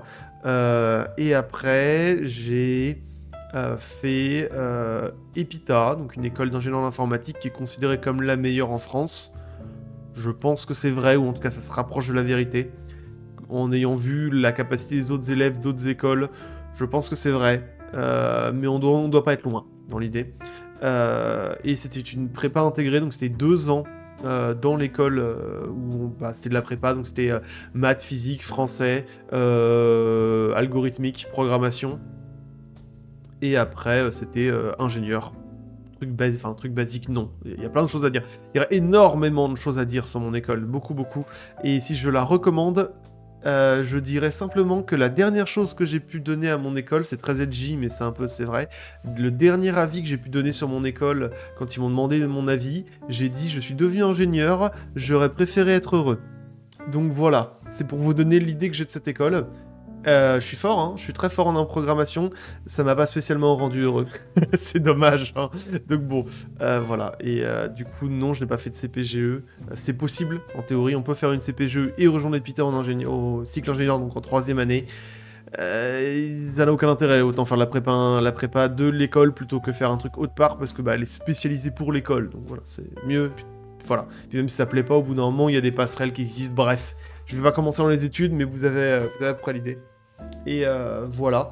Et donc du coup, j'ai fait ingénieur en informatique. Je suis devenu ingénieur en informatique spécialisé en santé. Pour vous donner à quel point c'est complètement random, mon dernier stage, c'était un stage en intelligence artificielle qui permettait de... En gros, l'intelligence artificielle en question permettait d'optimiser les hormones prises par une femme lorsqu'on veut faire une ponction d'ovule pour une fécondation in vitro. Voilà, c'est cette IA. Alors, la réalité de ce qui s'est passé, c'est que ça aurait pu être un doctorat. Et qu'au final, non. Je préfère faire des vidéos. Donc j'ai fait des vidéos à la place. Parce qu'un doctorat n'a comme intérêt uniquement, surtout en informatique, de littéralement être appelé docteur. Alors certes, c'est stylé, hein, mais c'est quand même 3 ans de ta vie pour faire ça. Et pour un titre, bon ok, j'aime bien les hauts faits, etc. Mais... on s'en branle, genre vraiment... Ouais, j'aurais pu le faire, je pense que j'aurais pu le faire, j'aurais probablement eu les capacités de le faire, mais j'ai pas eu envie, parce que ça, voilà. Mais c'est parce que c'est pas très dur en informatique santé d'avoir un doctorat, parce que le doctorat se définit comme étant une avancée scientifique dans un domaine, donc repousser les connaissances qu'on a actuellement de ce domaine, et sachant qu'en santé et en informatique santé, y a pas beaucoup de choses qui sont encore faites parce que l'hôpital n'a pas beaucoup de budget et parce que les entreprises sont un peu... voilà, ils sont pas encore très chauds, le marché commence à arriver, donc voilà, c'est pour ça que ça a mis... le doctorat, c'est facile à avoir. Pour donner l'idée, à la fin de nos études, l'AP-HP, donc les hôpitaux de Paris, on nous donnait des feuilles avec genre une liste de 16 doctorats, ils sont en mode, voilà, si vous voulez faire des doctorats, venez chez nous parce qu'on a l'argent, on a l'argent pour faire ces doctorats, mais on n'a pas les gens pour les faire, donc venez. Et voilà, je sais qu'il y en a dans ma promo, on était 24, parce qu'il y avait peu de gens qui faisaient la spécialité santé. Dans ces 24, il y en a 4 qui font un doctorat, je crois. 3 ou 4, je sais plus. Et je crois qu'il y en a qui s'en sortent tous bien, je crois. En tout cas, de ce que je sais, ils s'en sortent bien. Et à la base, du coup, pour vous donner ça c'est ma spécialisation, donc ce qu'on appelle une majeure. La spécialisation santé, c'est pas ce que je voulais faire à la base. Moi, c'était ma deuxième volonté. Ma première volonté, c'est la spécialisation, j'y arrivé, image, qui est en gros la génération d'images, donc là, je sais pas, de créer une forêt pour des films ou des choses comme ça, générer l'eau pour des jeux, par exemple, hein, c'est bizarre, hein, il y a peut-être un lien avec une vidéo, ou des choses, des délires comme ça. Ou même des trucs beaucoup plus liés à l'imagerie médicale, à de l'imagerie... ça peut être aussi aider pour enlever le bruit sur les images des radiotélescopes ou des choses comme ça peut être n'importe quoi, mais vous avez à peu près l'idée. Enfin, pas des radiotélescopes du coup, parce que ça fait la radio, mais bref, vous avez compris. Les télescopes, vous avez compris l'idée. C'est ce genre c'est cette spécialisation que je voulais faire, et je me suis foiré pour plein de raisons, des raisons de santé mentale spécifiquement, hein. Si j'ai dit je suis devenu ingénieur, j'aurais préféré être heureux, c'est pas pour rigoler, hein, c'était vraiment, j'étais pas bien du tout, hein. C'est-à-dire que pour vous donner pourquoi, je vais vous donner la raison de pourquoi. En réalité, c'est la 3e année qui permet d'avoir les majeurs. Il y a la prépa qui est 2 ans, puis la 3e année permet d'avoir les majeurs. C'était pendant le Covid, donc pendant les confinements, donc j'ai passé toute mon année dans à peu près plus ou moins 10 mètres carrés, hein, à coder, parce que j'étais avec à ce moment-là ma copine de cette époque, et ouais, t'as envie de rester avec elle, parce que le confinement t'oblige à rester avec elle, mais d'un côté, c'est quand même 10 mètres carrés, donc au bout d'un moment, mentalement, c'est un peu compliqué. Et ce que faisait l'école, ce qui était très con, c'est qu'en gros, chaque semestre, on avait une semaine de partiel. Genre, pas une semaine de partiel tranquille, hein, c'est genre 20 matières, de lundi à vendredi. Hein, voilà, c'est ça. Et ça définit plus ou moins ton semestre entier. Donc cette semaine, t'as intérêt à pas tomber malade. Hein. T'as intérêt à pas avoir la gastro ou pas te péter une jambe. Hein. Et cette semaine-là... c'est vraiment décisif, et si tu te foires, t'es considéré comme au rattrapage, peu importe si t'es malade, si tu t'es pété une jambe, c'est pas un problème, t'es au rattrapage, et laisse tomber pour tes majeurs, t'auras pas le choix. Donc cette semaine-là est ultra importante, et la première fois j'ai réussi, elle a passé, je me suis bien sorti. La 2e semestre, j'étais tellement mentalement à bout qu'en fait, j'arrivais plus à aller au partiel. J'expliquerai pas comment je n'arrivais plus, mais mentalement je n'arrivais plus. J'ai, en gros... tanké des partiels, c'est-à-dire qu'il y a des partiels où je suis pas allé, donc j'ai tanké des 0, et j'ai eu ma 2e majeure sur les 8 qu'il y avait, donc quand même ça va, je m'en sortais bien, mais j'ai tanké des 0 parce que j'en pouvais plus mentalement.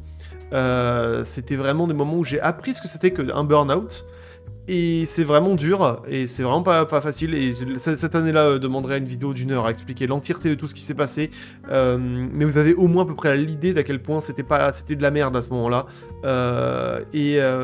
ouais, du coup j'ai foiré ma majeure sur ça, mais c'est pas si grave parce que j'ai eu le temps de faire des vidéos, et du coup maintenant on est à là.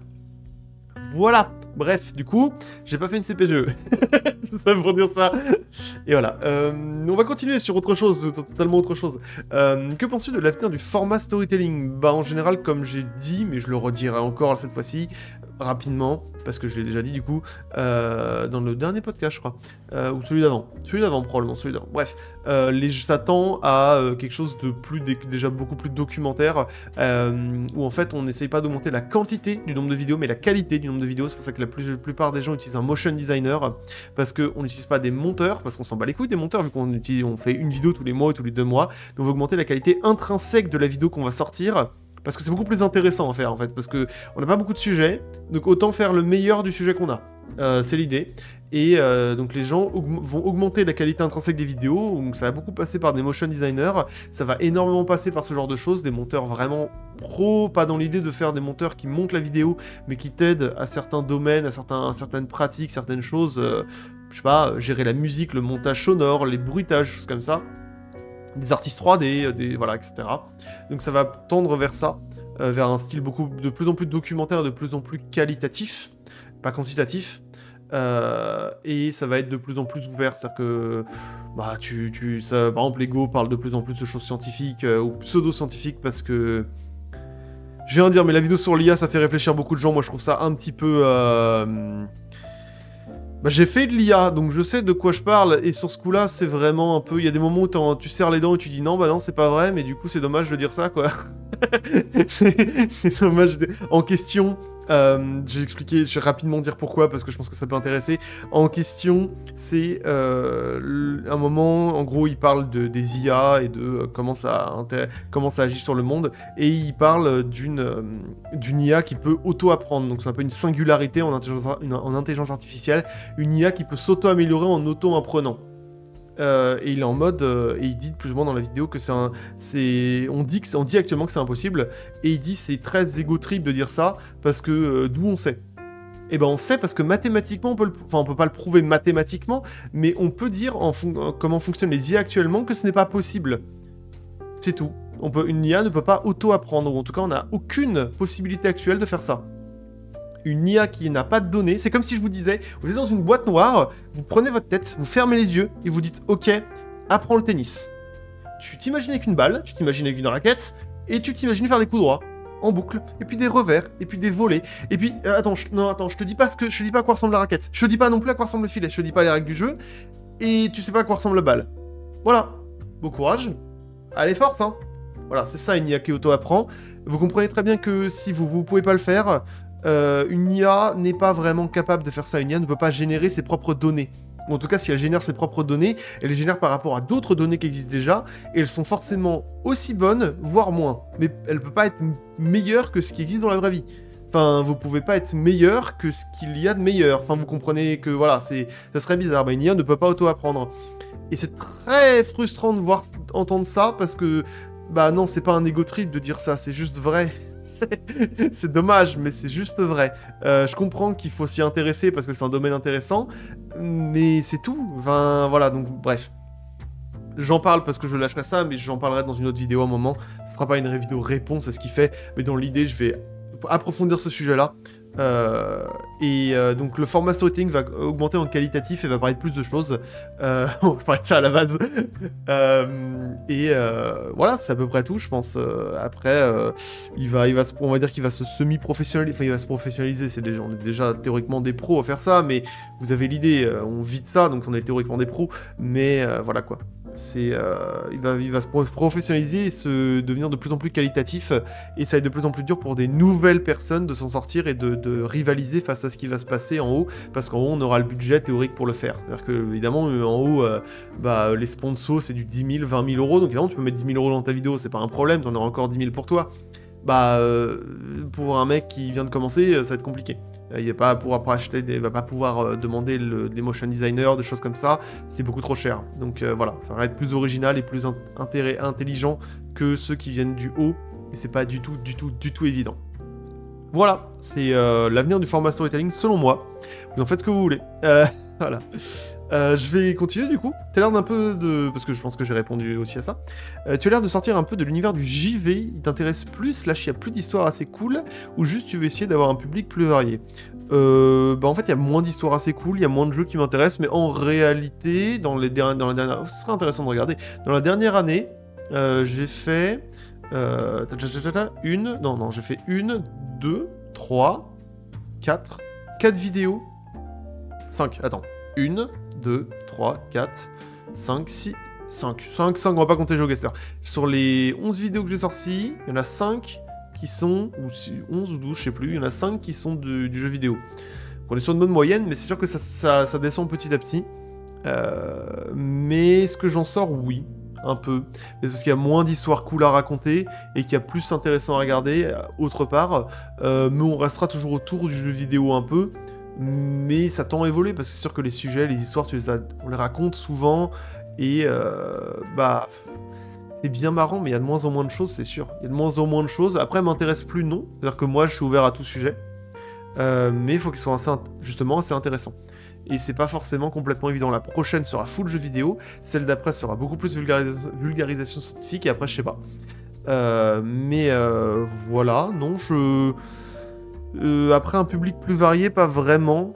Dans l'absolu, je pense que tu peux quand même déjà avoir beaucoup de gens avec juste du jeu vidéo. Donc c'est pas une idée d'avoir un public plus varié. L'idée c'est juste de raconter des histoires toujours cool, et on peut apprendre des choses et pas juste voici une histoire. Enfin, parce que c'est un peu chiant ça. Donc voilà.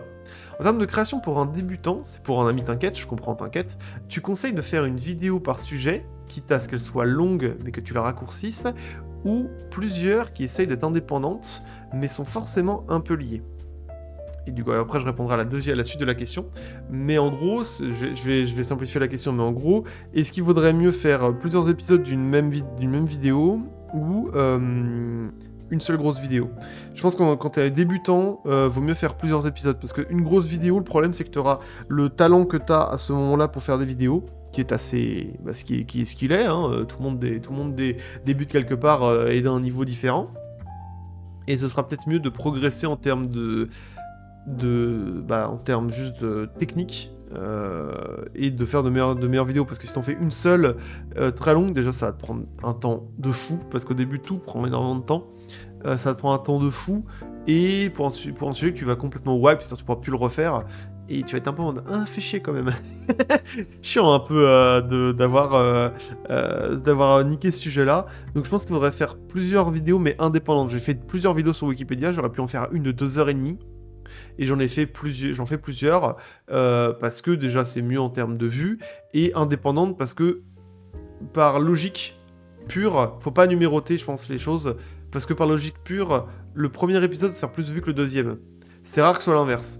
Parce que, c'est simple, les gens vont dire « Ah, c'est l'épisode 2, donc je comprends l'épisode 1, mais la flemme de voir l'épisode 1, moi je veux voir cette vidéo. » À partir de là, t'es niqué. Et à partir de là, les gens font moins de vues. Donc, les vidéos font moins de vues. Donc c'est mieux, je pense, de faire plusieurs vidéos indépendantes qui sont un peu liées. C'est-à-dire que, voilà, si vous voulez en parler plus, je leur dis dans cette vidéo, mais rapidement, faut pas vraiment que ce soit un problème. Et voilà. Et par extension, c'est plusieurs vidéos, est-ce que tu conseilles de mettre le numéro de la vidéo? Ah oui, c'est ça la suite. La vidéo, l'intitulé la miniature, du coup, non. Du coup, vaut mieux pas. Je pense qu'il vaut mieux vraiment pas. Parce que les gens peuvent cliquer sur l'épisode entre guillemets 2 et dire « Ah, c'était cool, j'ai regardé l'épisode 1 ». Et voilà, ce sera plus simple et les gens peuvent s'accrocher facilement. Parce que on fait pas des séries Netflix, hein, malheureusement, et même les séries Netflix, c'est la même chose. En saison 1, épisode 1, il y a le plus de gens, et la saison 9, épisode 10, il y a plus personne. Enfin, il y a plus personne, il y a 20% des gens. Mais c'est la même dans les jeux vidéo. Les jeux vidéo, au début, il y a 90% des gens qui l'ont acheté, et à la fin, il y a 10% des gens. La plupart des jeux, il y a genre 20% des gens qui le finissent, quelque chose comme ça. Donc voilà, c'est à peu près la même chose, c'est même la même chose pour les vidéos. Et donc je ne conseillerais justement pas de faire ça, et j'ai fait ça sur Wikipédia justement d'indépendantiser les vidéos, et ça fonctionne bien. Donc voilà. On a prévu de faire un peu plus de motion design. Oui, ça arrive dans la prochaine et celle d'après. Mais oui, il y en aura. Parce que c'est la meilleure manière d'augmenter de manière qualitative les vidéos. Mais je considère que je vais faire autrement que les autres, parce qu'il y en a de plus en plus partout. Mais l'idée, c'est d'avoir un style. Parce que si t'as pas de style, tu vas faire comme les autres et ça n'a aucun intérêt. Tu vas juste ressembler aux autres. Justement, je vais essayer de trouver un style. Et c'est ce que je cherche à faire et ça va se faire. À quel point tu bêta-testes tes vidéos? Très peu. Tu fais relire tes scripts, parle de tes titres / miniatures, montre des versions intermédiaires de ta vidéo. Non, ça n'arrive quasiment jamais, pour ne pas dire jamais.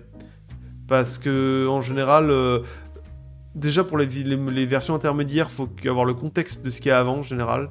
Donc je vois pas trop l'intérêt. Enfin, sans le contexte avant, tu peux dire ouais, mais ça paraît un peu rapide, ouais, mais ça paraît un peu machin, mais tu dis ah oui, non, mais parce qu'avant c'est plus lent, oui, mais parce qu'avant machin. Donc ou parce qu'après ce sera comme ça. Donc les versions intermédiaires, je sais pas. Et bêta test sera très très peu, voire même pas du tout. En général, je fais mes vidéos de mon côté, je commence à admettre que je arrive à les faire. Et la plupart des gens vraiment hauts, enfin qui commencent à vraiment faire des vidéos et qui ont 100 000 ou plus abonnés, ne bêta testent quasiment pas leurs vidéos. Parce que tu commences à savoir quand même si ça fonctionne ou pas. Ça arrive de faire des erreurs, mais les erreurs sont pas très grandes. Et tu peux... Et voilà, c'est sûr que c'est plus stressant. Je sais qu'il y en a certains qui font un truc, c'est que il y en a certains youtubeurs, mais c'est vraiment dans le haut niveau, qui sont plus chefs d'entreprise que youtubeurs à ce niveau-là, ont des gens qui écrivent, ont des gens qui montent, et à ce niveau-là, les gens qui ont des idées de vidéos et qui écrivent vont expliquer le texte ou expliquer le sujet à des gens, dans une réunion en visio. Et donc soit physique, soit virtuel, et vont juste expliquer comme ça, en disant voilà, cette vidéo, ça parle de ça, il y a ça dedans, machin, tout ça. Et tu vois assez vite à quel moment les gens s'intéressent plus à ce que tu dis, ou à quel moment ils s'intéressent à fond à ce que tu dis, et quels sont les moments où ils disent bah, moi j'ai pas très bien compris pourquoi t'as dit ça, je comprends pas bien, parce que c'est régulier que dans les vidéos tu dises ah ça ils vont peut-être pas comprendre donc j'ai bien expliqué, et il y a un autre truc que tu dis ouah c'est évident ça, et les gens comprennent pas, et tu dis bah what the fuck comment vous pouvez pas comprendre ça, enfin tu t'attends pas à ce que ce soit ça. Pas parce que t'es super intelligent et que t'es trop fort, etc. Mais plus le truc où tu te rends pas compte de ce que tu dis peut être ambigu en fait. Et tu t'en rends pas compte. Et du coup tu fais ah merde, ouais non je m'étais pas rendu compte de ça. Du coup les gens comprennent pas et c'est dommage, il y a une partie les gens comprennent pas. Et voilà, c'est un peu le truc qui est cool de bêta test, on va dire les textes, plus pour savoir quels sont les points faibles, ou en tout cas les points améliorables sur l'explication ou le rythme. Mais sinon c'est tout. Titre miniature, c'est plus régulier. Genre je dis ouais qu'est-ce que t'en penses? Mais ça va pas plus loin que ça. En général, tu t'en sors. Genre en général comme je dis, on fait pas des trucs d'un seul coup, c'est de la merde. Genre c'est rare vraiment que je regarde quelqu'un et je dise ouais vraiment c'est de la merde. Genre ça arrive hein, mais c'est rare quand même. Et donc la bêta test de vidéo est rare au total. Et bah ça a des avantages quand même de le faire, mais c'est difficile de trouver des gens en plus qui savent critiquer les vidéos. C'est vraiment difficile. Donc voilà. Du coup, t'écris à l'avance les prochaines vidéos pendant que tu montes l'actuel ou tu te focuses sur une seule activité? Une seule activité. Soit j'écris, soit je fais la voix off, soit je monte. Mais toujours une vidéo à la fois. J'aime pas m'éparpiller sur les autres vidéos. Enfin, je trouve ça bizarre. Peut-être que j'y arriverai un jour, mais là, pour l'instant, je trouve ça bizarre. Mais non, je suis en flux tendu. Et alors, même parfois très tendu, hein, parce que la vidéo, elle finit de monter à 18h, elle sort à 19h. C'est un peu ridicule sur ça. Mais voilà, c'est en flux tendu. Et dans un des sujets, tu avais... Donc ça, c'est une autre question de quelqu'un d'autre, parce que les dernières questions, c'était une seule personne. Dans un des sujets, tu avais dit, selon toi, TGR n'était plus le meilleur, mais tu n'as jamais développé. Qu'est-ce qui te fait dire ça? Bah, c'est juste qu'il sort peu de vidéos. Il a son style, certes, mais ce style a été... on va dire pas copié, mais a été repris par les autres. Il y a l'idée un peu naturelle, un peu... je pense que ça va être un peu compliqué de... ou des choses comme ça, ou donner son avis sur les choses, ou des trucs... très type storytelling. Je pense que storytelling, à la française et pas à l'américaine, a beaucoup plus le truc où tu donnes ton avis. Ça arrive beaucoup plus de faire ouais, je pense que ouais, moi je trouve que c'est un peu de la merde, tu vois, des trucs comme ça. C'est beaucoup plus rare dans les vidéos anglaises et les vidéos françaises font plus ça et ça vient un peu de The Great Review, ça vient un peu aussi de notre idée française et notre culture française de vouloir toujours dire ce qu'on pense. Mais j'en fais partie. J'en fais partie. J'aurai toujours un avis sur les choses. C'est voilà, faut assumer. Et voilà, et The Great Review, bah pendant ce temps, il stagne. En fait, en montage, il y a des choses. T'es en mode, par exemple, ne serait-ce qu'un truc basique pour scroll les pages. Ce qu'il va faire, c'est qu'il va prendre, il va screen il va prendre un enregistrement de sa vidéo, enfin de son écran, j'y arrivé, et scroll la page. C'est tout. Et du coup, c'est un peu moche, un peu laggy, un peu machin. Alors qu'en théorie, normalement, ce que fait la plupart des storytellers, c'est tu fais défiler tranquillement la page, et comme ça, t'as un défilement qui est logique, stylisé, etc. C'est sympa, et tu mets un effet. Lui, il met jamais d'effet, c'est souvent basique. Et en général, il raconte une histoire, c'est tout. Il y a très peu de morale dans ce qu'il fait. Il y a très peu d'analyse. Il y a des analyses, mais c'est rare, que c'est plus des recherches que des analyses vraiment profondes. Et il est en retard en montage, il est en retard en termes émotionnel, et il est en retard en termes juste purement d'amélioration de ses vidéos. Il s'améliore pas, TGR ne s'améliore pas. Il fait toujours la même chose qui fonctionne, je dis pas le contraire. Même, encore je suis pas d'accord, il y a plusieurs vidéos que je regarde à moitié ou que j'ai pas regardé parce que je trouve ça pas intéressant. Ou vraiment pas très bien fait. Mais... il fait pas les meilleures vidéos. Sincèrement, il fait pas les meilleures vidéos. Maintenant, tu compares The Great Review à Ego ou... bon, je vais pas mettre moi, parce que moi, ce serait ridicule, ce serait un peu mégalo, et voilà. Mais à Ego ou à Combo ou à d'autres gens qui sont même un peu moins connus, il est moins bon. Il est moins bon, il raconte juste des bonnes histoires, plutôt bien, il a son style, mais il s'améliore pas. Et c'est dommage. Donc, il est plus le meilleur. Il était le meilleur, mais le truc, c'est qu'il fait tellement peu de vidéos et que c'est tellement random et que c'est tellement peu amélioré qu'il est plus le meilleur. Et petit à petit, là, en fait, la seule chose qui le maintient, je trouve, c'est une espèce d'aura qu'il a et de style qu'il a, qui fait que les gens aiment beaucoup et que voilà, c'est le premier à faire et tout. Mais je sais pas, je trouve que ça peut être un problème dans le futur. J'ai aucune forme de... franchement, moi, je suis très content s'il fonctionne. Hein. Vraiment, je suis pas en train de dire c'est un con, il va plus marcher. C'est pas l'idée du tout. Hein. Vraiment, comprenez pas ce que je dis comme étant vraiment un clash. Je dis juste, c'est dommage. Il pourrait faire mieux et il le fait pas. Et c'est dommage, c'est tout. Après, il a un style de vidéo un peu différent, où il est plus artisanal. Mais, bah, le truc, c'est que les autres à côté font mieux et plus souvent. Je suis désolé, mais entre The Great Review et Go, ou Combo, c'est chiant de faire des parallèles, mais voilà, c'est quand même... En termes purement de viewers, je préfère avoir des combos et des go qui sortent des vidéos régulièrement et c'est cool, plutôt qu'un The Great Review qui sort une vidéo tous les ans et tu te dis, mec, t'as vraiment pris 1 an pour faire ça, genre... Certes, ça prend du temps, certes, mais 1 an. S'il te plaît, soyons sérieux 5 minutes. T'as pas pris 8 heures par jour pendant 1 an. Ou alors t'es vraiment lent, ou alors ta manière de fonctionner est à remettre en question. Mais en tant que viewer, j'aurais cette réaction-là. En tant que viewer, je l'ai d'ailleurs, hein, parce qu'il y a des trucs où t'es en mode... Ouais, bon, là t'as vraiment pas pris autant de temps que ça, hein, genre vraiment, les gens qui font what the fuck, le mec il est là depuis mai, etc. Certes, il y a certaines vidéos c'est le cas, d'autres vraiment, non, je suis pas d'accord. Et je reste pas d'accord sur l'idée que la vidéo, théoriquement, la storytelling la plus vue, c'est Outer Wilds. La seule raison de pourquoi la vidéo est bien, c'est parce que l'histoire de Outer Wilds est bien. Secret Review la raconte bien aussi. Sincèrement, ça aurait pu être quelqu'un d'autre, hein. En question, et je dis ça pareil pour mes vidéos. 400 jours pour finir ce jeu, la seule raison pourquoi la vidéo fait 1 200 000 vues, c'est parce que, voilà, plus d'1 million, c'est parce que le jeu est intéressant. Je le raconte juste, hein. Je fais rien de très spécifique là-dedans, j'analyse un petit peu, je vais un peu plus loin pour donner un peu extirper la morale du jeu, mais c'est tout. Il y a vraiment pas grand-chose, c'est mon gameplay à moi, mais c'est vraiment tout. Et beaucoup de gens auraient pu le faire. Et je pense que c'est pareil pour Outer Wilds. Beaucoup de gens auraient pu le faire. Et c'est pas parce que The Great Review l'a fait, c'est parce que c'est pas parce que c'est The Great Review qui raconte, c'est parce que l'histoire est cool. Les vidéos vraiment cool de The Great Review que j'aime bien, c'est là par rapport au Airplace. Ça c'est vraiment bien, c'est analysé, c'est bien recherché, c'est bien rythmé, très cool, très appréciable. Bonne vidéo. Ou celle sur pourquoi c'est quoi des bons films, ou quelque chose comme ça. Et ça c'était bien aussi. Ça, je comprenais pas comment les bons films étaient, et il a fait une bonne analyse, bien raconté, c'était sympa, j'ai bien aimé. Mais Outer Wilds, sincèrement, moi je me fais chier devant. Je suis désolé, je me fais chier, parce que je trouve ça pas assez intéressant. C'est un gameplay, certes, mais en fait, c'est pas que je me fais chier, c'est juste que je pourrais la regarder, mais les gens overhype tellement ça, où je me dis, mais non, c'est pas si fou que ça, genre vraiment, c'est pas si fou. Vraiment, j'ai du mal à comprendre pourquoi c'est aussi fou, pour les gens. Et purement de viewer, ça c'est purement un point de vue viewer.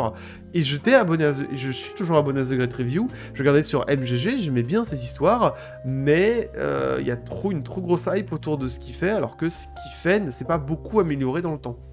Donc The Great Review, selon moi, n'est plus le meilleur. Et devient de moins en moins le meilleur même. Je pense qu'il y a des gens qui l'ont largement rattrapé, voire me dépasser. Donc bon, voilà, c'est le développement. Je m'en fous, c'est pas pour créer un clash, hein, c'est juste un avis purement personnel qui, j'espère, peut être utile ou peut permettre d'améliorer la vision des gens, que ce soit parce que tu dis non mais moi je l'aime parce qu'il fait ça, ou moi t'as peut-être raison, peut-être que je l'aime pas ou peut-être que je l'aime moins parce que ça machin, et c'est vrai que j'y pensais un peu, tout ça. Je m'en fous, vous pouvez avoir les deux raisons, moi c'est juste un avis purement viewer, à partir de là, vous en faites ce que vous voulez, mais je l'aime bien, j'ai aucun problème avec ce mec, et vraiment, continue à faire ce que tu fais, c'est très cool, tout ça, hein, vraiment aucun souci, mais voilà, dans l'absolu, c'est l'avis que j'en ai. On va continuer, du coup. Il y a un sujet que t'as pas tellement abordé, c'est le copinage sur YouTube. C'est vrai. C'est vrai. C'est vrai que le copinage, donc les gens qui se connaissent sur YouTube et qui font des choses sur YouTube ensemble, ou même qui se parlent pas mal, ça existe, j'en ai pas beaucoup parlé, mais c'est parce qu'au final, c'est juste qu'il n'y a pas tant de choses à dire dessus, surtout sur le storytelling. Le storytelling, ça va être quasiment impossible d'avoir des feats entre les gens, parce que chacun a sa style de faire, chacun a sa manière de faire, j'en ai déjà parlé, chacun a sa manière de faire. Et donc du coup, c'est un peu un clash de deux choses différentes. Si moi je vais dans une vidéo de combo, c'est pas le même style, c'est pas le même rythme, c'est pas la même vitesse de parole, tout ça, c'est pas la même pas la même manière d'écrire, donc ça a un peu clashé. Pareil si je vais chez Ego, pareil si Ego vient chez moi, et inversement. Pareil si, par exemple, je parle pas mal à Sgoat. Si Sgoat vient chez moi ou inversement, je sais pas, ça marcherait moyen, parce qu'on n'a pas la même manière de faire. Et du coup, le copinage en l'absolu des feats et des choses comme ça, bon, ça marche pas de fou. Par contre, l'idée de oui, on fait la même chose, vas-y, on discute, ouais. Mais c'est très difficile. Sincèrement, j'ai discuté avec beaucoup de gens au final parce que il est dit que je donne des bons conseils. Et c'est vrai qu'il y a des réels impacts à ce que je donne comme conseil sur des vidéos, sur des choses à faire, etc. Souvent, je donne des conseils, les gens les appliquent et régulièrement, ça a une amélioration sur leur contenu de vidéo, sur leurs vues, ou sur leurs abonnés, ou des choses comme ça. Donc je pense que je m'en sors bien. Et j'ai l'impression d'avoir une demi-réputation que c'est le cas. Bon, voilà, j'ai l'impression d'avoir une meilleure vision, ou peut-être de mieux la théoriser, je sais pas, mais en tout cas, voilà. Donc j'ai pu parler à pas mal de gens. L'idée étant que j'en parle réellement et sincèrement en tant que pote, ou en tout cas que collègue plus, on va dire, à 1 ou 2 personnes, grand max, et encore à peine, parce que les gens font beaucoup les choses de leur côté. Au final, ce délire de copinage, ce délire un peu tout ça, de tout ça, c'est vraiment très... comme une prépa, en fait, je dirais, comme un truc avec ou même l'école, tout simplement, en général, c'est tes potes de 8h à 18h, tu les vois plus souvent, après, et c'est sympa, tu t'amuses, c'est cool, mais à la fin, vous allez être chacun de votre côté, en train de faire votre évaluation, enfin, d'être devant votre copie, et faire votre truc. C'est-à-dire que voilà, moi, c'est pas parce que je parle à quelqu'un que ma vidéo sera foncièrement meilleure, il peut m'aider, comme il pourrait m'aider à des révisions, il peut m'aider pour mes vidéos, mais il va pas la faire pour moi, et donc, voilà, quoi, au bout d'un moment, c'est quand même assez solo. Au bout d'un moment, t'es vite assez solo. Je pense vraiment sincèrement que ça n'a pas beaucoup d'importance. Genre le réseau ou des choses comme ça peut aider à voir des gens, genre des miniaturistes, des choses comme ça. Mais overall, non, pas vraiment. Il y a des gens que j'ai vus qui ne jurent que par le fait d'avoir une agence ou avoir des réseaux ou avoir quoi que ce soit qui disent non mais si ça fonctionne pas c'est parce que j'ai pas lu en réseau, c'est machin. Non, pas du tout. Absolument pas. Genre vraiment quand t'as 200 000 personnes qui te suivent comme moi, j'ai pas non plus un réseau de psychos et ça me sert pas, hein. Je vais être honnête, sur mes vidéos ça me sert très très peu. C'est pas... y a pas un impact, y a pas un réel impact. Donc le copinage dans l'absolu n'a pas beaucoup d'impact, mais ça arrive, c'est cool, et les gens sont sympas, mais sont assez solo de leur côté. Donc c'est un côté un peu dommage, il y a eu 2-3 fois des idées de faire des Discord pour s'entraider, mais ça marche pas. Je pense sincèrement que les Discord d'entraide ne fonctionnent pas. En gros, mon avis sur la question, parce que je pense que ça joue là-dedans, dans cette idée de copinage, c'est tu mets tous les storytellers ensemble et tu les mets tous au même endroit. Sauf que, il y en a certains qui n'ont pas les mêmes visions des choses, ça c'est pas très grave, mais surtout il y en a certains qui sont juste pas au même endroit, on n'a pas du tout la même vision, entre par exemple moi et Ego, et moi et des petits youtubeurs qui ont 10-20 000 abonnés. Il y en a certains, c'est littéralement, je sais pas si je vais réussir à toucher des revenus ce mois-ci, tu vois. Alors que moi, c'est ouais, alors je sais pas comment je vais réussir pour passer à l'entreprise, et puis la prochaine sponsor, ça va être un peu dur en termes de date. Ouais, la prochaine vidéo fera 250 000 vues, c'est sûr, mais c'est des trucs comme ça. Donc on n'est pas du tout sur le même style de voir les choses, en fait. On n'est pas du tout sur la même manière de voir les choses. Et c'est ça qui rend... Pardon, petit cut, parce que livraison, désolé. En vrai, c'est la seule cut que je fais, je vais l'assumer. Du coup, je disais, il n'y a pas vraiment de lien entre les youtubeurs, parce que, en tout cas storytelling, parce qu'on n'a pas les mêmes visions des choses. On n'a pas les mêmes problématiques. Du coup, c'est assez dur de s'entraider. Et les Discord d'entraide, ça peut soit être des grands qui vont aider des plus petits, mais les plus petits vont être très difficilement aider les grands, donc les grands vont juste donner et jamais regagner en général, ou en tout cas sur le très long terme, et encore parce que les grands s'en sortent bien bien d'eux-mêmes en général. Les petits vont beaucoup prendre et très peu donner parce qu'ils peuvent pas beaucoup. Du coup, ça crée un déséquilibre qui peut être un peu relou, et au bout d'un moment, ça peut faire que les grands ne parlent plus en fait, parce qu'ils gagnent rien sur ces trucs d'entraide, à part juste donner pour donner, ce qui est cool, mais au bout d'un moment, ça a ses limites. Et si vous avez un Discord uniquement fait de gens de petits qui veulent s'entraider entre eux, c'est comme si vous aviez une classe de 3ème qui avait un prof qui était un élève de 3ème aussi. Je ne sais pas vraiment si vous allez vraiment avancer avec ça, parce que vous allez vous donner des conseils qui sont juste pas bons en fait. C'est rare que j'ai déjà vu, j'ai déjà entendu parler, j'ai déjà un tout petit peu regardé, j'ai déjà eu des échos de Discord de gens qui sont pas très connus ou qui s'en sortent pas, qui s'en sortent peu. Certes, vous pouvez vous améliorer, mais en grande majorité, les conseils donnés ne sont pas des conseils qui fonctionnent. Parce que s'ils fonctionnaient, les gens seraient pas petits. Enfin, vous voyez l'idée. En général, il y a des choses qui peuvent vraiment être utiles à prendre et des visions qui sont utiles, mais c'est tout. Et c'est pour ça, moi, je suis plus à faire de ce genre de podcast, plutôt aller dans les Discord ou aider aider un groupe parce que c'est trop difficile. Alors qu'aider une personne ou juste faire des podcasts et raconter ma vie et c'est tout, bah, c'est plus simple et c'est moins embêtant. Mais voilà, c'est à peu près tout sur ce copinage. Le copinage, c'est cool, mais ça va pas souvent très loin, ça fait pas grand chose. Et ça change pas la vie. Ça change pas la vie, c'est pas grave, mais c'est pas un truc vraiment obligatoire. Il y en a certains qui sont très fly solo, c'est pas un problème. C'est juste parfois c'est cool de pouvoir aussi, au bout d'un moment quand on est assez grand, travailler pour les autres dans l'ombre. C'est un peu arrivé pour moi. Ça risque d'arriver peut-être plus dans le futur, je sais pas, ça dépend, parce que moi je suis à peu près ouvert à ça, mais ça coûte de l'argent, évidemment. Mais voilà, ça dépend. Mais c'est à peu près tout.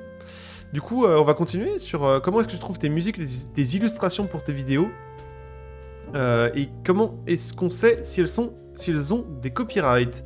Bah, pour les copyrights, c'est simple, tu uploads la vidéo et tu regardes. C'est tout. Tu uploads la vidéo non répertoriée et tu vois sur YouTube si ça le fait ou pas. Il n'y a pas d'autre manière de faire. J'adorerais qu'il y ait un truc qui permette de vérifier les vidéos avec un truc, un option fait par YouTube ou une extension qui permet de ça. Ça n'existe pas. En tout cas, à ma connaissance, ça n'existe pas et c'est pas suffisamment fiable en général. Donc, ouais, non. C'est le copyright, faut juste l'envoyer à YouTube et regarder en non répertorié et puis voir. Et puis sinon, bah, tu baisses la musique ou tu la changes, dépendant des endroits, voilà, où tu mets quelque chose au-dessus, ou tu la remixes suffisamment, bref, voilà. Et comment est-ce que tu trouves tes musiques et tes illustrations, du coup?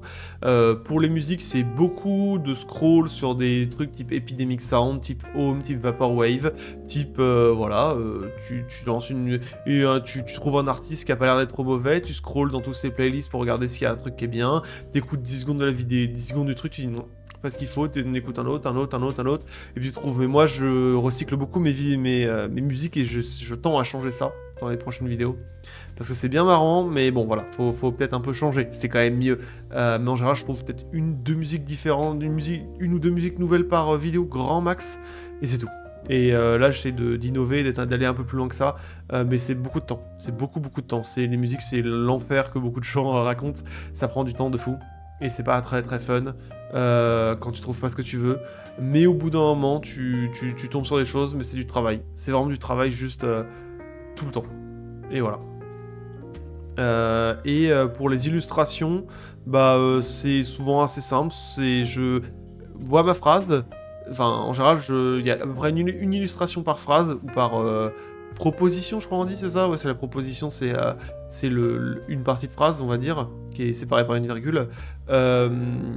En général, bah, je me dis qu'est-ce qui irait le mieux avec, et je mets ce qui va le mieux avec. Ça peut être des screenshots, des articles, ça peut être des articles Wikipédia, pas des articles de journaux, mais des articles Wikipédia. Ça peut être du stock footage, mais le stock footage en général c'est du stock footage qui n'est pas humain. Enfin, pas avec un être humain, parce qu'en général c'est très moche. Alors que pas avec un être humain, ça peut faire souvent des trucs assez stylés, mais avec un être humain qui sourit comme ça à la caméra, c'est très très con. Et en général, ça aurait plus le faire pour de l'humour qu'autre chose. Et voilà, après c'est tout. Après on fait ça des centaines de fois jusqu'à avoir une vidéo qui fonctionne. Mais ça va pas vraiment plus loin que ça, et ça va avec l'entraînement petit à petit jusqu'à ce que ça marche. Donc voilà, ouais, c'est à peu près tout. Donc après, ok, ton processus d'écriture, maintenant il a un peu modifié, il a un peu changé. Maintenant, je prends des notes sur papier quand je fais des vidéos. Ou d'ailleurs, c'est une autre question. Je préfère le dire, c'est une autre question. Hein. Je prends des notes sur papier sur tout ce que je collecte comme information. Je mets en favori les pages et je collecte les informations et j'essaye d'avoir un plan sur papier avec les idées. Genre, j'ai pas les pages sur moi sur GeoGuessr, mais c'est vraiment comment apprendre le monde en 0 seconde, les méta, et on va parler d'abord de la méta, de comme on va entrer avec Monsieur Chat, puis après on va continuer en disant, c'est vraiment très utile, il y a plein de sites, voici les 3 sites les plus importants. Après on continue sur quelque chose comme, on parle des panneaux, puis du langage, puis des habits, et ensuite on parle des métallurgiques, et puis après on va commencer à glisser sur les IA, et blablabla, voilà, et je crée un plan avec les idées principales à chaque fois, et après l'écriture c'est juste, je suis littéralement ces idées principales en essayant de donner des liens entre chacune. Et si j'ai bien fait mon taf, ça va plus rapidement. Là, la prochaine vidéo, il y a déjà 11 pages d'écrit en notes. Va falloir que je fasse le taf et je pense qu'au final, il y en aura une 15 ou une vingtaine. Donc ça sera une vidéo qui sera très longue. Ou pas, ça dépend. Je sais pas comment je vais faire. Mais on va faire. On va s'en sortir. Le processus d'écriture, c'est d'abord les notes, puis après écrire, puis après c'est tout. Hein, après, voilà, c'est de la recherche, into le posage des idées, into organisation des idées, avec on va souligner les points importants, les points à revoir, les choses où je pourrais faire un montage intéressant, les choses où je pourrais faire des choses comme ça, et après je l'écris. Et voilà, après c'est tout. Hein. Après, ça peut pas arriver parfois que souvent je relis le texte à voix haute, genre je relis l'entièreté du texte, s'il y a des propositions qui vont pas, si ça va pas avec le rythme, s'il y a des choses, je sais pas, j'arrive pas à les dire, ou je suis pas très d'accord, ou des choses comme ça, je les réécris, ou je les cut, j'enlève les passages inintéressants, et puis voilà quoi, on avance comme ça.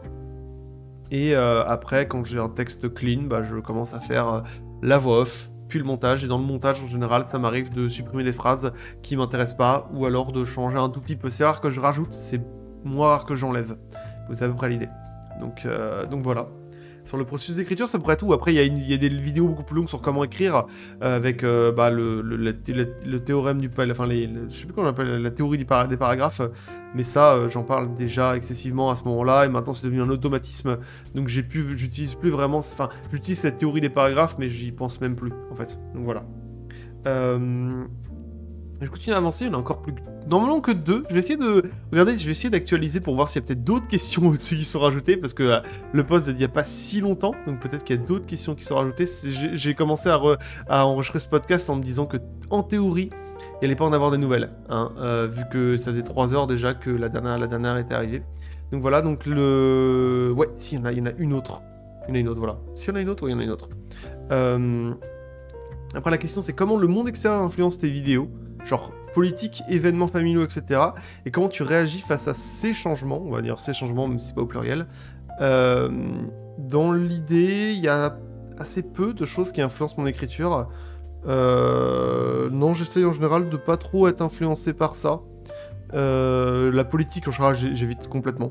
Parce que c'est pas le sujet dont je parle dans mes vidéos et j'ai pas envie de complètement polariser les gens. Ça n'a pas d'intérêt, en fait, sauf si ça a un réel intérêt. Ou sauf si c'est juste des faits. Genre, je sais que par exemple, ça n'avait pas beaucoup plu à des gens que je dise que l'Afrique était en majorité trop dangereuse pour balader une voiture pour faire Google Maps. C'est factuel et c'est pas grave. Les gens disaient par exemple c'est raciste. Non, c'est pas raciste. Il y a l'instabilité dans les pays, elle est partout. L'instabilité, il y en a certes beaucoup plus au Moyen-Orient et en Afrique, mais il y en a aussi en Amérique du Sud. C'est pas raciste de dire ça, c'est juste réaliste. C'est des faits. Et c'est pas grave, l'instabilité ça existe partout et ça existe dans tous les pays. L'Ukraine, peut pas dire que c'est vraiment très dans l'instabilité actuellement. Et les gens ont dit non, c'est pas bien. Tu dis mais non, mais c'est juste factuellement c'est le cas. Et c'est pas pour autant que c'est mauvais. Et il y a des gens qui peuvent se braquer en disant que c'est politique, etc. Alors que non, ça ne l'est pas. C'est juste vrai dans la plupart des pays. Et il y a des faits qui le prouvent, ne serait-ce que pour les pays qui sont mappés sur Google Maps.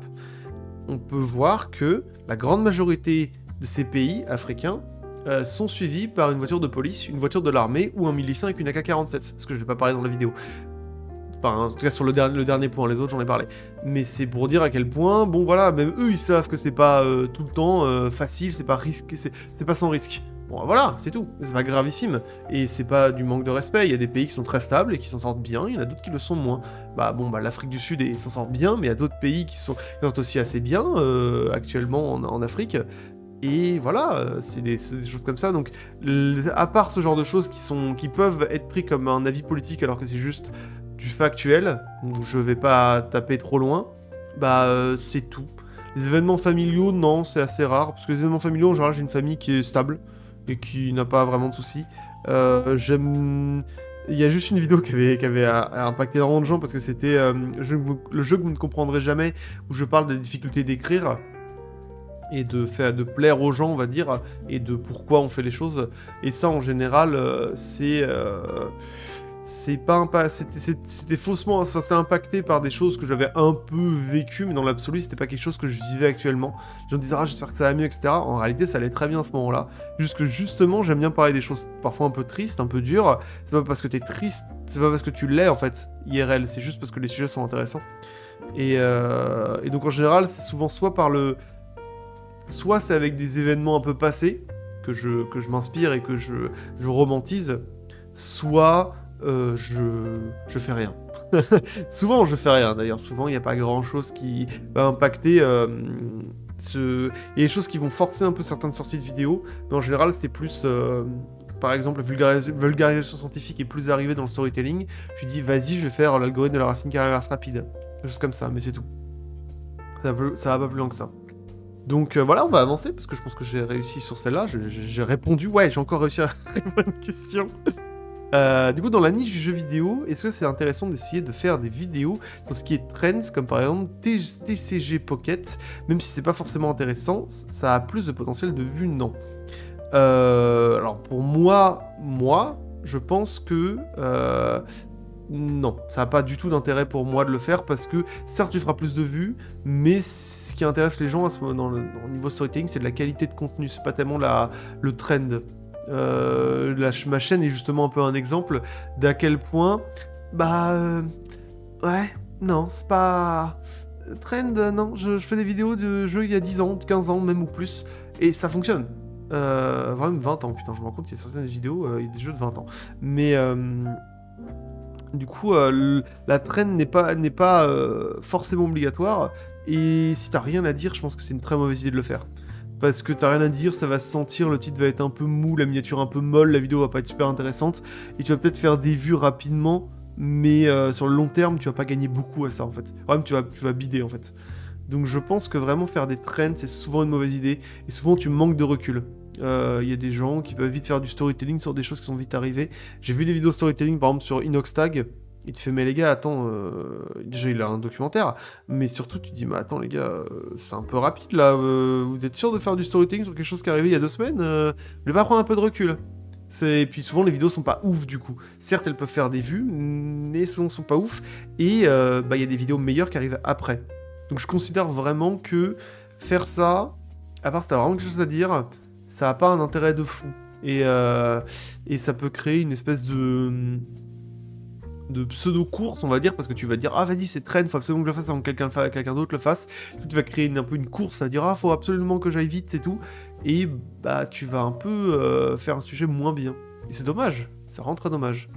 Donc voilà, je pense que la trend c'est pas du tout mon délire en tout cas. Voilà, et puis on va arriver à la dernière question, du coup. Où on dit, tu es dans quelle agence sur les placements de produits. Donc déjà je suis dans une agence qui me permet de pas gérer les placements de produits, c'est eux qui gèrent. Donc je dis, je sors la vidéo maintenant, sur la vidéo ce temps-là, ils disent d'accord, on va trouver une sponsor. Ils trouvent une sponsor, et tu es d'accord avec la sponsor? Oui. Ok, on prend un pourcentage dessus. D'accord. Puis fin. Et donc quelle agence? Je suis dans l'agence Block Media, qui était l'agence de... Enfin, qui est l'agence qui a Combo, il y a Pierre. Je sais pas pourtant que je les connais. Hein. Combo, oui, parce que au bout d'un moment, tu connais un peu, genre, au bout d'un moment. Mais il y a Pierre, il y a Fuse... Il y avait Ego, mais Ego a changé, pas pour des raisons, enfin pour des raisons juste de changement, parce qu'il s'approche plus d'un truc type scientifique, donc il a un peu changé, mais ça a pas beaucoup d'impact en tant que tel. Enfin, en fait, il y a des agences qui sont certes en général spé dans certains types de contenu. Il y a des agences plus type vlog, plus type scientifique, plus type storytelling ou jeux vidéo. Bon voilà, ça change pas grand chose, ça peut modifier un peu quelques placements de produits ou quelques façons dont l'agent a de comprendre comment tu fonctionnes ou comment tes vidéos fonctionnent. Ça va pas très loin. Bref, Ego qui était là et qui a changé juste parce qu'il se rapproche plus d'autre chose. Voilà, mais voilà, c'est une agence qui s'appelle Block Media, je l'ai dit. J'ai pas dit le titre, je crois, j'ai pas dit le titre. Une agence qui s'appelle Block Media, qui était fait à la base pour une agence Minecraft, donc c'est pour ça qu'il y a probablement plus de gens Minecraft. Il y a l'Entre du Maître aussi, par exemple. dedans. Et c'est une agence bien. Elle est bien. Ça fait partie des agences qui prennent, on va dire, des youtubeurs relativement gros. C'est-à-dire qu'on va avoir 100 000 vues en moyenne, je crois, à peu près, pour y arriver. Pour être dedans. Parce que voilà, c'est leur truc à eux. Mais parce qu'ils préfèrent prendre moins de créateurs mais plus les suivre plutôt que certaines agences qui peuvent prendre beaucoup de petits créateurs mais faire des marches plus grandes et en prendre beaucoup justement pour essayer de tenir un peu à la façon, c'est pas pour autant que c'est de moins bonne qualité hein, mais un peu à la façon Lidl, vous voyez, genre on fait beaucoup de quantité pour essayer de gagner de l'argent quoi, enfin plutôt que Lidl, on va dire on fabrique des bics, ouais, des stylos bics, faut faire beaucoup de stylos bics pour fonctionner, mais c'est possible. Après, voilà, il y a d'autres choses comme cette agence qui va en prendre moins, mais qui va faire, mais qui va du coup, grâce aux sponsors, avoir plus d'argent et donc pouvoir mieux suivre les moins de créateurs qu'ils ont, et puis plus évidemment, des agences ont des comment on appelle ça, des limites, on va dire, dans le sens, bah voilà, si t'as moins de 500 000 vues, tu peux pas venir, par exemple. Je sais pas si ça existe, bah admettons que ça existe, je pense pas que ça existe. Il va avoir théoriquement de moins en moins de créateurs, déjà parce qu'il y en a moins, et ils vont plus les suivre, et plus faire de choses, et peut-être avoir un peu plus de budget, mais voilà. Mais dans l'absolu, c'est pas parce que tu changes d'agence que ça va être un truc de fou. En général, non, d'ailleurs. Faut mieux être dans une agence avec qui tu t'entends bien et avec qui c'est bien, on se comprend bien et tout, plutôt qu'autre chose. C'est quand même beaucoup plus sympa. Donc voilà, et bah ça vaudrait tout, à part ce cut malencontreux qui fait que la vidéo... malheureusement, ce n'est pas un podcast à l'arrache en un cut, c'est dommage. Sans cut, il y en a un, c'est dommage. Mais voilà, d'ailleurs le fond, je crois que je l'ai pas dit, mais c'est Kena Bridge of Spirit, le fond qui est derrière moi. Qui est un jeu très joli qui a été fait par des gens qui étaient à Pixar, je crois, avant. Qui est un jeu très joli, pas forcément excellent dans l'absolu, mais qui est très cool à jouer. Que je recommande, mais que je ne ferai pas en vidéo. Mais voilà. Donc voilà, je voulais faire ce podcast un peu avant Noël, parce que j'avais des choses à dire, et parce que comme ça me permet d'éviter de travailler sur ma vidéo et de trouver une excuse convenable. Mais ça, c'est notre histoire. Mais... Du coup, c'était ce petit podcast que je voulais faire. Si vous avez des questions, posez-les, en commentaire, pour que je puisse peut-être au moins avoir certains sujets dont j'ai plus l'habitude de parler, parce que bah quand on est justement, comme j'avais dit, quand on a un youtubeur un peu plus gros, on se rend moins compte des choses que les gens, les plus petits créateurs ou les spectateurs peuvent se poser comme question. Donc bon, c'est toujours mieux de quand même avoir ces sujets-là et avoir quelques questions, parce que pour l'instant en tout cas, sachez que j'ai moins de choses à dire sur les sur les podcasts, dire des trucs pour remplir le fond, j'y arrivais. Et donc je sais pas si il y en aura moins, je sais pas si il y en aura plus, je sais pas si il y en aura moins, je sais juste que j'ai moins de choses à dire pour l'instant et que peut-être j'en aurai plus après, mais voilà. Tant que je n'ai pas des choses à dire, je préfère me taire.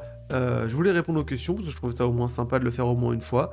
Et voilà, ça à peu près tout, je pense. Les questions que vous pouvez poser, ça peut être n'importe quoi, hein, création ou pas. Je me retiens de la possibilité, je me garde la possibilité de ne pas y répondre, c'est tout. Mais ça à peu près tout. Et sur ceci... il est temps à peu près de Noël, parce qu'on est le 23, hein, je vais la poster, de toute façon je vais la poster, genre il est 18h41 là pour vous dire, si elle arrive à moins à 20h, c'est déjà tard, vous voyez. Donc bon, joyeux Noël, hein, et puis on se retrouve, la prochaine vidéo sortira le 24 janvier, 25 ou 26, je sais plus, donc assez tardivement, 26 au maximum, mais elle sera vraiment cool. Elle changera, j'espère qu'elle changera les choses un peu. Enfin, je fais de mon mieux pour que ce soit le cas, en tout cas. Et voilà, donc merci de suivre ce podcast. J'espère que ça vous aura intéressé, plu ou autre. Je vais essayer de ne pas oublier le lien de Veritasium, qui est une vidéo très intéressante pour ceux que ça intéresse. Et sur ceci, eh bien, joyeux Noël et des bisous.